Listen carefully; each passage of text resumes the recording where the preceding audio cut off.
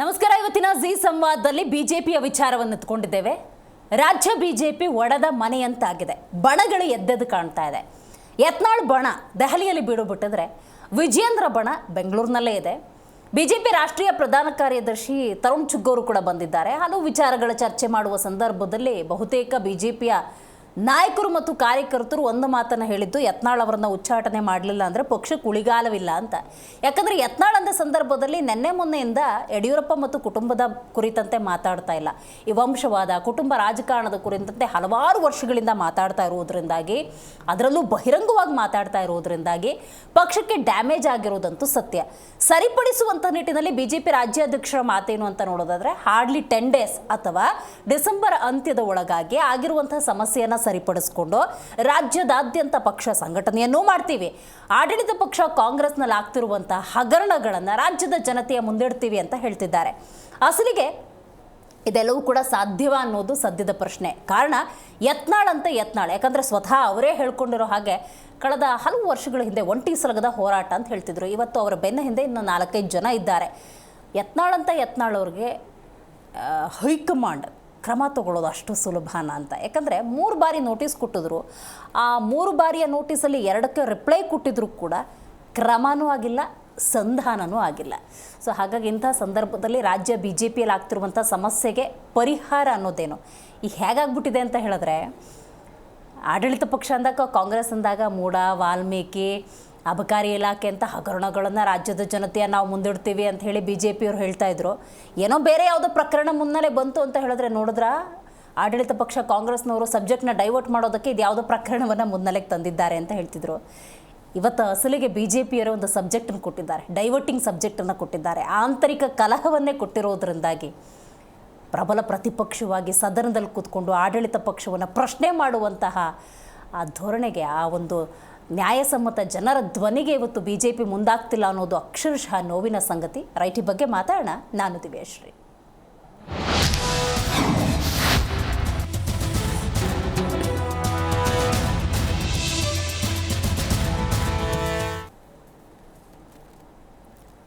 BJP ಒಡೆದ ಮನೆಯಂತಾಗಿದೆ. Vijendra versus Yatnal ಬಣ ಎನ್ನುವಂತಾಗಿದೆ. ಅದು ವಿಸಿಬಲ್, ಕಾಣಿಸ್ತಾ ಇದೆ. ಏನೇ ವಿಜೇಂದ್ರ ಬಣದವರು ಅಂತ ಯಾವುದೇ ಸಮಸ್ಯೆ ಇಲ್ಲ ಅಂತ ಹೇಳ್ಕೊಂಡ್ರು ಕೂಡ ಅದನ್ನು ರಾಜ್ಯದ ಜನತೆಯೂ ಒಪ್ಪೋದಿಲ್ಲ, ಬಿ ಜೆ ಪಿಯ ಕಾರ್ಯಕರ್ತರು ಕೂಡ ಒಪ್ಕೊಳ್ಳೋದಿಲ್ಲ. ಯತ್ನಾಳ್ ತಲೆದಂಡದ ಕೂಗು ಅನ್ನೋದು ಹೆಚ್ಚಾಗಿದೆ. ಅತೃಪ್ತಿ ಶಮನಕ್ಕೆ ಒಂದು ಮದ್ದನ್ನು ಸಿದ್ಧಪಡಿಸ್ಕೊಳ್ಳೇಬೇಕಾಗಿದೆ. ಒಂದು ತಾರ್ಕಿಕ ಅಂತ್ಯ ಅನ್ನೋದು ಯಾವುದೇ ಪ್ರಕರಣದಲ್ಲಿ ಬೇಕಾಗುತ್ತೆ. ಯತ್ನಾಳ್ ಅವರೇ ಸ್ವತಃ ಹೇಳಿರೋ ಪ್ರಕಾರ 3 ಸಲ ನೋಟಿಸ್ ಬಂದಿದೆ, 2 ಸಲ ರಿಪ್ಲೈ ಮಾಡಿದ್ದಾರೆ. ಇವರು 10 ದಿವಸದ ಕಾಲಾವಕಾಶ ಇರುತ್ತೆ. ನೋಟಿಸ್ ಬಂತು, ಉತ್ತರ ಕೊಟ್ಟರು, ಅಲ್ಲಿಗೆ ನಿಂತ್ಕೊಂಡಿದೆಯೇ ಹೊರತು ಯತ್ನಾಳ್ ಪಕ್ಷ ಇದು, ನೀವು ಹಿರಿಯರಿದ್ದೀರಿ, ಪಕ್ಷದ ಕುರಿತಂತೆಯೇ ಈ ಥರ ಮಾತಾಡೋದು ಸರಿಯಲ್ಲ, ಇಂಥದ್ದು ಯಾವುದಾದ್ರೂ ಪ್ರಕ್ರಿಯೆಗಳು ನಡೆದಿದೆಯಾ ಅಂದರೆ ನೋ, ಅಂಥದ್ದು ಯಾವುದೂ ಕೂಡ ನಡೆದಿಲ್ಲ ಅನ್ನೋದಾದರೆ ಇದು ಹೆಂಗಾಗಿದೆ ಅಂತ ಹೇಳಿದ್ರೆ, ಅವ್ರ ಪಾಡಿಗೆ ಅವ್ರು ಮಾತಾಡ್ತಾ ಇರಲಿ, ಪಕ್ಷದ ಪಾಡಿಗೆ ಪಕ್ಷ ನಡ್ಕೊಂಡು ಹೋಗ್ತಾ ಇರತ್ತೆ.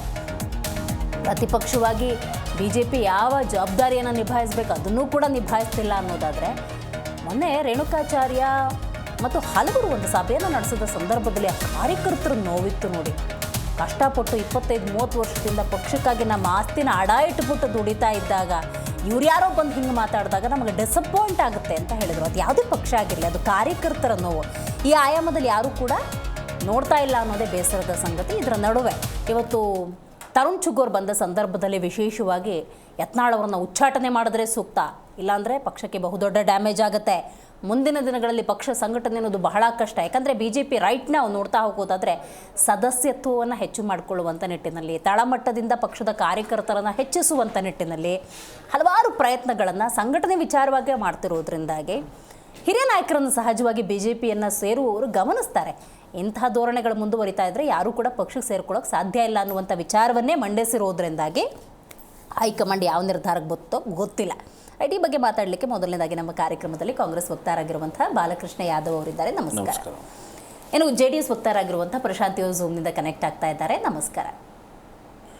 ನಮಸ್ತೆ. ಮಾತಾಡ್ತೀನಿ, ಹಾಗೆ ಸಂಪರ್ಕದಲ್ಲಿರಿ ಪ್ರಶಾಂತಿ ಅವರೇ. ರೈಟ್, ಬಾಲಕೃಷ್ಣ ಅವರೇ, ಆಡಳಿತ ಸರ್ಕಾರ ಅಂದಾಗ ಅವರ ಜವಾಬ್ದಾರಿ ಎಷ್ಟಿರುತ್ತೋ, ನಾವು ಸದನ ಅಂತ ನೋಡಿದಾಗ ಅಲ್ಲಿ ಪ್ರತಿಪಕ್ಷದವ್ರು ಕೂತ್ಕೊಳ್ಳೋದು, ನಾವು ವಿರೋಧ ಪಕ್ಷ ಅಂತ ಹೇಳೋದು ಬೇಡ, ಪ್ರತಿಪಕ್ಷದವ್ರು ಕೂತ್ಕೋಬೇಕು. 135+ ಈ ಸಲ 3 ಬೇರೆ ಸೇರಿಕೊಂಡಿದೆ. ನೀವು ಮಾಡಿದ್ದೆಲ್ಲ ಸರಿ ಅಂತಲ್ಲ, ಕೆಲವೊಂದು ಸಣ್ಣ ಪುಟ್ಟ ತಪ್ಪುಗಳಾಗ್ತವೆ. ಈ ಪ್ರತಿಪಕ್ಷದಲ್ಲಿ ಕೂತ್ಕೊಂಡವರು ನೀವು ಒಳ್ಳೆ ಕೆಲಸ ಮಾಡಿದಾಗ ವಾವ್ ಅದ್ಭುತವಾಗಿ ಮಾಡಿದ್ರಿ, ಜನಸೇವೆ ಮಾಡ್ತಾ ಇದ್ದೀರಿ. ತಪ್ಪು ಮಾಡಿದಾಗ ನೋಡಿ ಇಲ್ಲಿ ತಪ್ಪಾಗ್ತದೆ, ಸರಿಪಡಿಸ್ಕೊಳ್ಳಿ, ರಾಜ್ಯದ ಜನತೆಯ ಹಿತದೃಷ್ಟಿ ಅಂತ ಹೇಳೋದು ಪ್ರತಿಪಕ್ಷದ ಕೆಲಸ. ಆ ರೋಲನ್ನು ನಿಭಾಯಿಸುವಲ್ಲಿ BJP ಮತ್ತು JDS ಅಕ್ಷರಶಃ ಸೋತಿದ್ದಾವೆ. ಖಂಡಿತವಾಗೂ ತಾವು ಹೇಳಿದ್ದು ಸತ್ಯ ಇದೆ. ಯಾಕಂತೇಳಿದ್ರೆ ಇದನ್ನು ನಾವಷ್ಟೇ ಹೇಳ್ತಿರತಕ್ಕಂಥದ್ದಲ್ಲ, ಇಡೀ ರಾಜ್ಯದ ಜನ ಹೇಳ್ತಿದ್ದಾರೆ, ಅವರದೇ ಪಕ್ಷದ ಕಾರ್ಯಕರ್ತರುಗಳು ಹೇಳ್ತಿದ್ದಾರೆ, ಬುದ್ಧಿಜೀವಿಗಳು ಹೇಳ್ತಾ ಇದ್ದಾರೆ, ಯತ್ನಾಳ್ ಅವರು ಕೂಡ ಹೇಳ್ತಾ ಇದ್ದಾರೆ. ನೋಡಿ, ತಾವು ಹೇಳಿದ ರೀತಿಯಲ್ಲಿ ಒಂದು ಸರ್ಕಾರ ನಡೆಯುವಂಥ ಸಂದರ್ಭದಲ್ಲಿ ಪ್ರಜಾಪ್ರಭುತ್ವ ವ್ಯವಸ್ಥೆಯಲ್ಲಿ ಆಡಳಿತ ಪಕ್ಷ ಎಷ್ಟು ಮುಖ್ಯನೋ ವಿರೋಧ ಪಕ್ಷನೂ ಕೂಡ ಅಷ್ಟೇ ಮುಖ್ಯ ಆಗ್ತದೆ. ಅದಕ್ಕೆ ಅದನ್ನು ಹೇಳಿದ ವಾಚ್ ಡಾಗ್ ಅಂತೇಳಿ ಕರೀತಾರೆ. ಹೌದು. ಸೊ ಅಂದರೆ ಪೊಲಿಟಿಕಲ್ ಸೈನ್ಸಲ್ಲಿ ವಾಚ್ ಡಾಗ್ ಅಂತ ಕರೀತಾರೆ ವಿರೋಧ ಪಕ್ಷಗಳನ್ನ. ಸೊ ಯಾವ ಕಾರಣಕ್ಕೆ ಅಂತ ಹೇಳಿದ್ರೆ, ಏನು ಜನ ಮತ ಕೊಟ್ಟಿರ್ತಾರೆ ಒಂದು ಆಡಳಿತ ಪಕ್ಷಕ್ಕೆ, ಆಡಳಿತ ಪಕ್ಷಗಳು ಏನಾದ್ರೂ ತಾವು ಹೇಳಿದ ರೀತಿಯಲ್ಲಿ ಸಣ್ಣ ಪುಟ್ಟ ತಪ್ಪುಗಳಾದಾಗ ಅಥವಾ ಏನಾದರೂ ಮಾಡದೇ ಇದ್ದಾಗ ಅಥವಾ ನಿರ್ಧಾರಗಳು ಸರಿಯಾಗಿ ತೆಗೆದುಕೊಳ್ಳದೇ ಇದ್ದಾಗ, ಸೊ ಜನಗಳ ಜ್ವಲಂತ ಸಮಸ್ಯೆಗಳು ಇರ್ತವೆ. ಸೊ ಆ ಜನರ ಜ್ವಲಂತ ಸಮಸ್ಯೆಗಳ ಬಗ್ಗೆ ಸ್ಪಂದಿಸದೇ ಇದ್ದಾಗ, ಸೊ ಅದು ಒಂದು ಯಾವಾಗಲೂ ಕೂಡ ಆಡಳಿತ ಪಕ್ಷವನ್ನು ಬಡಿದೆಬ್ಬಿಸುವಂತಹ ಕೆಲಸ ಸಂವಿಧಾನಬದ್ಧವಾಗಿ ಕೊಟ್ಟಿರ್ತಕ್ಕಂಥದ್ದು. ಈಗ ನೋಡಿ, ಉದಾಹರಣೆಗೆ ತಾವು ಹೇಳಿದ ರೀತಿಯಲ್ಲಿ ಬರೀ ಕೇವಲ ಟೀಕೆ ಮಾಡೋದಷ್ಟೇ ಅಲ್ಲ, ಕೆಲವು ಸಂದರ್ಭಗಳಲ್ಲಿ ವಿರೋಧ ಪಕ್ಷಗಳು ಆಡಳಿತ ಪಕ್ಷ ಒಳ್ಳೆ ಕೆಲಸ ಮಾಡಿದಾಗ ಬೆನ್ನು ತಟ್ಟಿದಂತಹ ಉದಾಹರಣೆಗಳು ಇದ್ದಾವೆ. ಫಾರ್ ಎಕ್ಸಾಂಪಲ್ ನೋಡಿ, ವಾಜಪೇಯಿ ಅವರು ವಿರೋಧ ಪಕ್ಷದ ನಾಯಕರಾಗಿದ್ದರು ಕೇಂದ್ರದಲ್ಲಿ. ಅಂತಹ ಸಂದರ್ಭದಲ್ಲಿ ಇಂದಿರಾ ಗಾಂಧಿಯವರು ಪ್ರಧಾನಮಂತ್ರಿ ಆಗಿರ್ತಾರೆ. ಸೊ ಅವರು ಯುದ್ಧ ಮಾಡ್ತಾರೆ, ಚೀನಾ ಜೊತೆಗೆ ಯುದ್ಧ ಮಾಡ್ತಾರೆ. ಯುದ್ಧ ಮಾಡಿ ಅಕ್ಷರಶಃ ಅವತ್ತು ಯುದ್ಧದಲ್ಲಿ ನಮಗೆ ಇದು ಸಿಗುತ್ತೆ.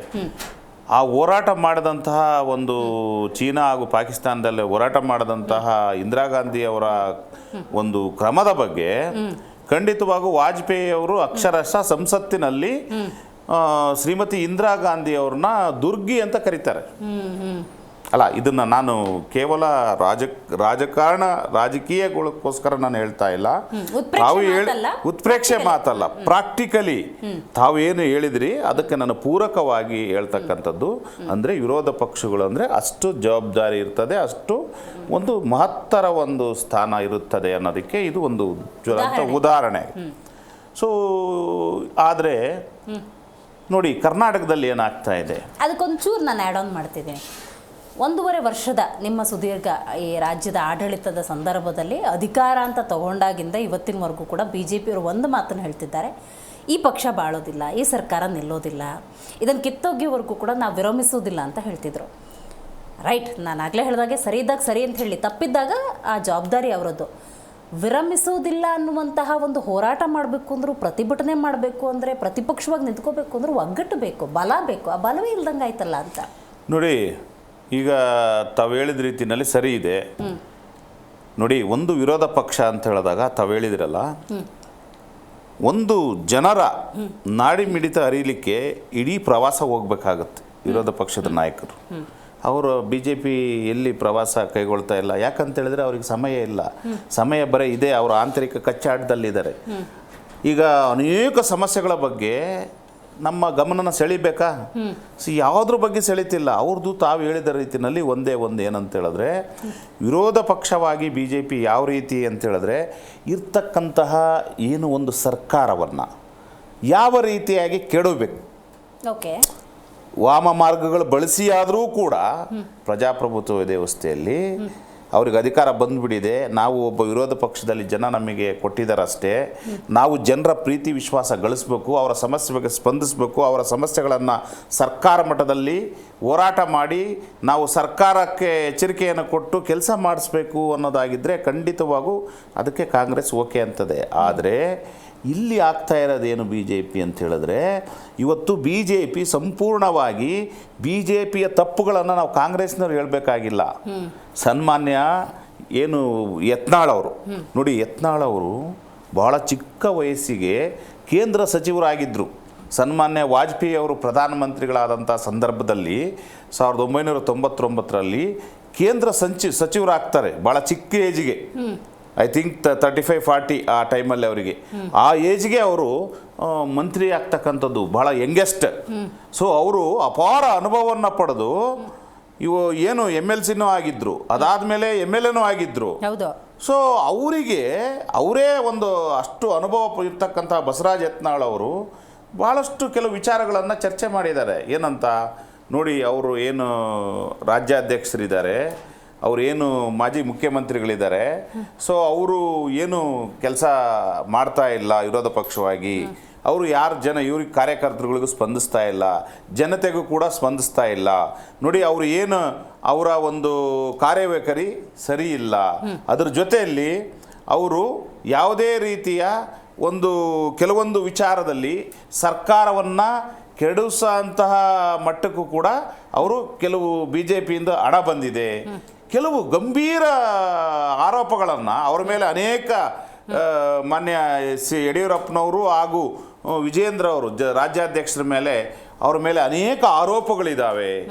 ಸೊ ಈ ರೀತಿಯ ಒಂದು ಗಂಭೀರ ಆರೋಪಗಳನ್ನು ಏನು ಆ BJP ಪಕ್ಷಕ್ಕೆ ವಿರೋಧ ಪಕ್ಷಗಳು, ಅವರಿಗೆ ವಿರೋಧವಾಗಿರ್ತಕ್ಕಂತಹ ಪಕ್ಷಗಳು ಏನು ಅವ್ರ ಮೇಲೆ ಆರೋಪ ಮಾಡಬೇಕು, ಸೊ ಅಂಥ ಆರೋಪವನ್ನು ಸ್ವತಃ ಯತ್ನಾಳ್ ಅವರೇ ಉದ್ದಕ್ಕೂ ಈಗ ಏನು ಕಳೆದ 1.5 ವರ್ಷದಿಂದ, 1.5 ಯಾಕೆ, ಅವರು ಹಿಂದಿನ ಇದರಿಂದ ದಶಕಗಳಿಂದನೇ ಅವರು ಈ ಒಂದು ಮಾತುಗಳನ್ನು ಆಡ್ಕೊ ಬಂದಿದ್ದಾರೆ. ಒಂದು ಬಸವರಾಜ ಯತ್ನಾಳ್ ಅವರ ಈ ಆರೋಪಗಳ ಬಗ್ಗೆ ಅವ್ರು ಸುಮ್ಮನಿರೋದು ನೋಡಿದ್ರೆ BJPಯವರು ಎಲ್ಲ ಒಂದು ಕಡೆ ಅವರಿಗೆ ಉಳುಕಿದೆ. BJPಯವರಿಗೆ ಅವರು ಹೇಳ್ತಕ್ಕಂತಹ ಏನು ಕೇಳ್ತಕ್ಕಂತಹ ಪ್ರಶ್ನೆಗಳಲ್ಲಿ ಹೇಳ್ತಕ್ಕಂತಹ ಆರೋಪದಲ್ಲಿ ಸೊ ಅದು ಸತ್ಯ ಇರೋದ್ರಿಂದನೇ ಅವ್ರ ಮೇಲೆ ಯಾವುದೇ ಕ್ರಮ ಕೈಗೊಳ್ಳಲ್ಲ. ಈಗಲೂ ಹೇಳ್ತೀವಿ ನೋಡಿ, ಈಗ ಏನು ಅವ್ರಿಗೆ ಬರೀ ನೋಟಿಸ್ ಕೊಡ್ತಾರೆ, ಅವರಿಗೆ ಯಾವ ಕಾರಣಕ್ಕೂ ಕೂಡ ಧೈರ್ಯವಾಗಿ ಕ್ರಮ ತಗೊಳ್ಳಲ್ಲ. ಅಂದ್ರೆ ಕ್ರಮ ತಗೊಳ್ಳೋದು ಅಷ್ಟು ಸುಲಭ ಇಲ್ಲ ಅಂತ. ಅಷ್ಟು ಸುಲಭನೂ ಇಲ್ಲ. ರೈಟ್, ಅಲ್ಲಿಗೆ ಬರ್ತೀವಿ. 2 ಸಾರಿ ಅವ್ರಿಗೆ ನೋಟಿಸ್ ಕೊಟ್ಟಿದ್ದಾರೆ. ಅವ್ರು ಯಾವುದೇ ಅದಕ್ಕೆ ನೋಟಿಸಿಗೆ ರಿಪ್ಲೈ ಕೊಟ್ಟಿಲ್ಲ, ಯಾವುದು ಕೊಟ್ಟಿಲ್ಲ ಅವರು. ಆದ್ರೂ ಕೂಡ ಮತ್ತೆ ಮತ್ತೊಂದು ನೋಟಿಸ್ ಕೊಟ್ಟಿದ್ದಾರೆ. ಇದು ಕೇವಲ ಜನರನ್ನ ಕಣ್ಣೊರೆಸ್ತಕ್ಕಂಥದ್ದು, ಕಾಂಗ್ರೆಸ್ ಬೇರೆ ಪಕ್ಷಗಳನ್ನ ದಾರಿ ತಪ್ಪಿಸ್ತಕ್ಕಂಥದ್ದು ಅಷ್ಟೇ ಆಗುತ್ತೆ ಹೊರತು, ಯಾಕಂದ್ರೆ ಅವ್ರಿಗೆ ಧೈರ್ಯ ಇಲ್ಲ. ಅವ್ರು ಹೇಳ್ತಕ್ಕಂಥ ಅಂಶಗಳು ಸರಿ ಇದ್ದಾವೆ. 1,000 ಕೋಟಿ ರೂಪಾಯಿ ಆರೋಪ ಮಾಡಿದ್ರು ಅವರು, ಮುಖ್ಯ ಸರ್ಕಾರ ಕೆಡವಲಿಕ್ಕೆ ಬಂದಿದೆ ಇಲ್ಲಿ ಮನೆಗೆ ಅಂತೇಳಿ. ಸೊ ಈ ಎಲ್ಲ ವಿಚಾರಗಳನ್ನ ಒಬ್ಬ BJP ಪಕ್ಷದ ಶಾಸಕರಾಗೆ ಮಾತಾಡ್ತಾರೆ ಅಂತ ಹೇಳಿದ್ರೆ, ಇವರು ನಿಜವಾಗೂ ಒಬ್ಬ ವಿರೋಧ ಪಕ್ಷವಾಗಿ ಏನು ಒಂದು ಸಂಘಟಿತ ಹೋರಾಟ ಮಾಡುವ ಬದಲಿಗೆ, ಒಂದು ಜನರ ಆಶೋತ್ತರಗಳಿಗೆ ಸ್ಪಂದಿಸುವ ಬದಲಿಗೆ, ತಮ್ಮ ಅಧಿಕಾರ ವ್ಯಾಮೋಹದಿಂದ ಯಾವ ರೀತಿಯಾಗಿ ನಾವು ಮುಖ್ಯಮಂತ್ರಿಗಳಾಗಬೇಕು ಹಿಂಬಾಗಿಲಿನಿಂದ, ಯಾವ ರೀತಿಯಾಗಿ ಸರ್ಕಾರಗಳು ಕೆಡವಬೇಕು, ಯಾವ ರೀತಿಯಾಗಿ ಹಣವನ್ನು ಗಳಿಸಬೇಕು, ಕೇಂದ್ರ ಸರ್ಕಾರವನ್ನು ಉಪಯೋಗಿಸ್ಕೊಂಡು ಯಾವ ರಾಜಕಾರಣಿಗಳನ್ನ ಎದುರಿಸಬೇಕು, ಯಾವ ಶಾಸಕರುಗಳನ್ನ ಅವರಿಗೆ ಈ ED CBI ಸೊ ಈ ಎಲ್ಲವನ್ನ ಬಳಸ್ಕೊಂಡು ಯಾವ ರೀತಿಯಾಗಿ ನಾವು ಶಾಸಕರುಗಳನ್ನು ಸೆಳಿಬೇಕು. ಸೊ ಈ ಇದರಲ್ಲೇ BJPಯವರು ಮಗ್ನರಾಗಿದ್ದಾರೆ ಹೊರತು, ಸೊ ಅವರು ಒಬ್ಬ ವಿರೋಧ ಪಕ್ಷವಾಗಿ ಯಾವ ಕಾರಣಕ್ಕೂ ಕೂಡ ಮಾಡ್ತಾ ಇಲ್ಲ.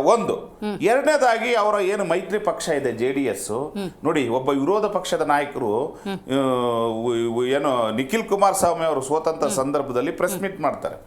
ಆ ಪ್ರೆಸ್ ಮೀಟ್ ಅಲ್ಲಿ ವಿರೋಧ ಪಕ್ಷದ ನಾಯಕರು ಹೇಳ್ತಾರೆ, ಸನ್ಮಾನ್ಯ ಅಶೋಕ್ ಅವರು, ನಾವು ನಿಖಿಲ್ ಕುಮಾರಸ್ವಾಮಿ ಅವರು ಅರ್ಜುನ ಆಗುತ್ತಾರೆಂದು ತಿಳ್ಕೊಂಡಿದ್ವಿ, ಅರ್ಜುನ ಆಗಿ ಬರ್ತಾರೆ ಅಂತ ತಿಳ್ಕೊಂಡಿದ್ವಿ, ಆದ್ರೆ ಅವರು ಅಭಿಮನ್ಯು ಆದ್ರು ಅಂತ ಅವ್ರು ಹೇಳ್ತಾರೆ.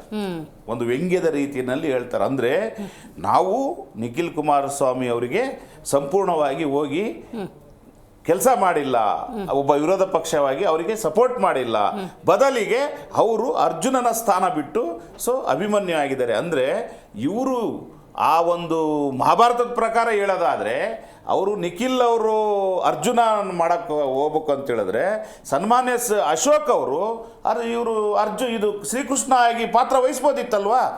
ಸೊ ಆ ನಿಟ್ಟಿನಲ್ಲಿ ನೋಡಿದಾಗ ಇವರು ಖಂಡಿತವಾಗೂ JDSನೂ ಕೂಡ ಯಾವುದೇ ಕಾರಣಕ್ಕೂ ಬೆಳಿಬಾರದು. ಈ ರಾಜ್ಯದಲ್ಲಿ ಶೂನ್ಯ ಆಗಬೇಕು. ಯಾಕಂತ ಹೇಳಿದ್ರೆ JDS ಹಿಂದೆ ಭಾಳಷ್ಟು ಇವತ್ತು ನೋಡಿ ಜನತಾ ದಳ ಅಂತಕ್ಕಂಥದ್ದು ಆಫ್ಟರ್ ಎಮರ್ಜೆನ್ಸಿ ನೀವು ನೋಡಿ ಯೋಚನೆ ಮಾಡಿ, ಈ ದೇಶದಲ್ಲಿ ಏನಾದರೂ ಒಂದು ರಾಜಕೀಯ ಕ್ರಾಂತಿ ಇವತ್ತು ಅಫ್ಕೋರ್ಸ್ ನಮ್ಮ ವಿರೋಧ ಪಕ್ಷ ಆಗಿರ್ಬೋದು, ಅದು 1976 ನಂತರ ನಡೆದಂತಹ ಏನು ಚುನಾವಣೆ ಇತ್ತು, ಎಮರ್ಜೆನ್ಸಿ ಡಿಕ್ಲೇರ್ ಆದ ನಂತರ ಶ್ರೀಮತಿ ಇಂದಿರಾ ಗಾಂಧಿ ಅವರು ಇದ್ದಾಗ ಎಮರ್ಜೆನ್ಸಿ ಫಿಕ್ಸ್ ಆಯಿತು.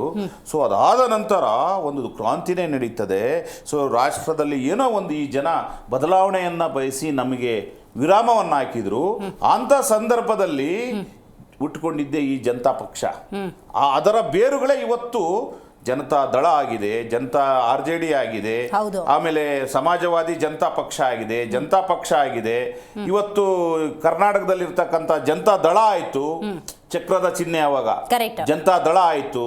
ಸೊ ಅದರಲ್ಲಿ ದೊಡ್ಡ ದೊಡ್ಡ ನಾಯಕರುಗಳಿದ್ರು, ಸರ್ ರಾಮಕೃಷ್ಣ ಹೆಗಡೆ ಅವರು, HD ದೇವೇಗೌಡರು ಇವತ್ತು ಕೂಡ ಇದ್ದಾರೆ. ಸೊ ಇನ್ನೂ ಅನೇಕ ಮಹಾನ್ ನಾಯಕರುಗಳೇ ಇದ್ರು. ಆದ್ರೆ ಇವತ್ತು ಅಂತ ಜನತಾದಳ ಯಾವ ಮಟ್ಟಕ್ಕೆ ಬಂದಿದೆ, 94ರ ಚುನಾವಣೆ ನಂತರ ಅವರು ಡಿಕ್ರೀಸ್ ಆಗ್ತಾ ಇದ್ದಾರೆ. ಸೊ ಲಾಸ್ಟ್ ಕೊನೆ ಚುನಾವಣೆಯಲ್ಲಿ ಕೇವಲ 19 ಸ್ಥಾನಕ್ಕೆ ಮಾತ್ರ ಉಳ್ಕೊಂಡ್ರು.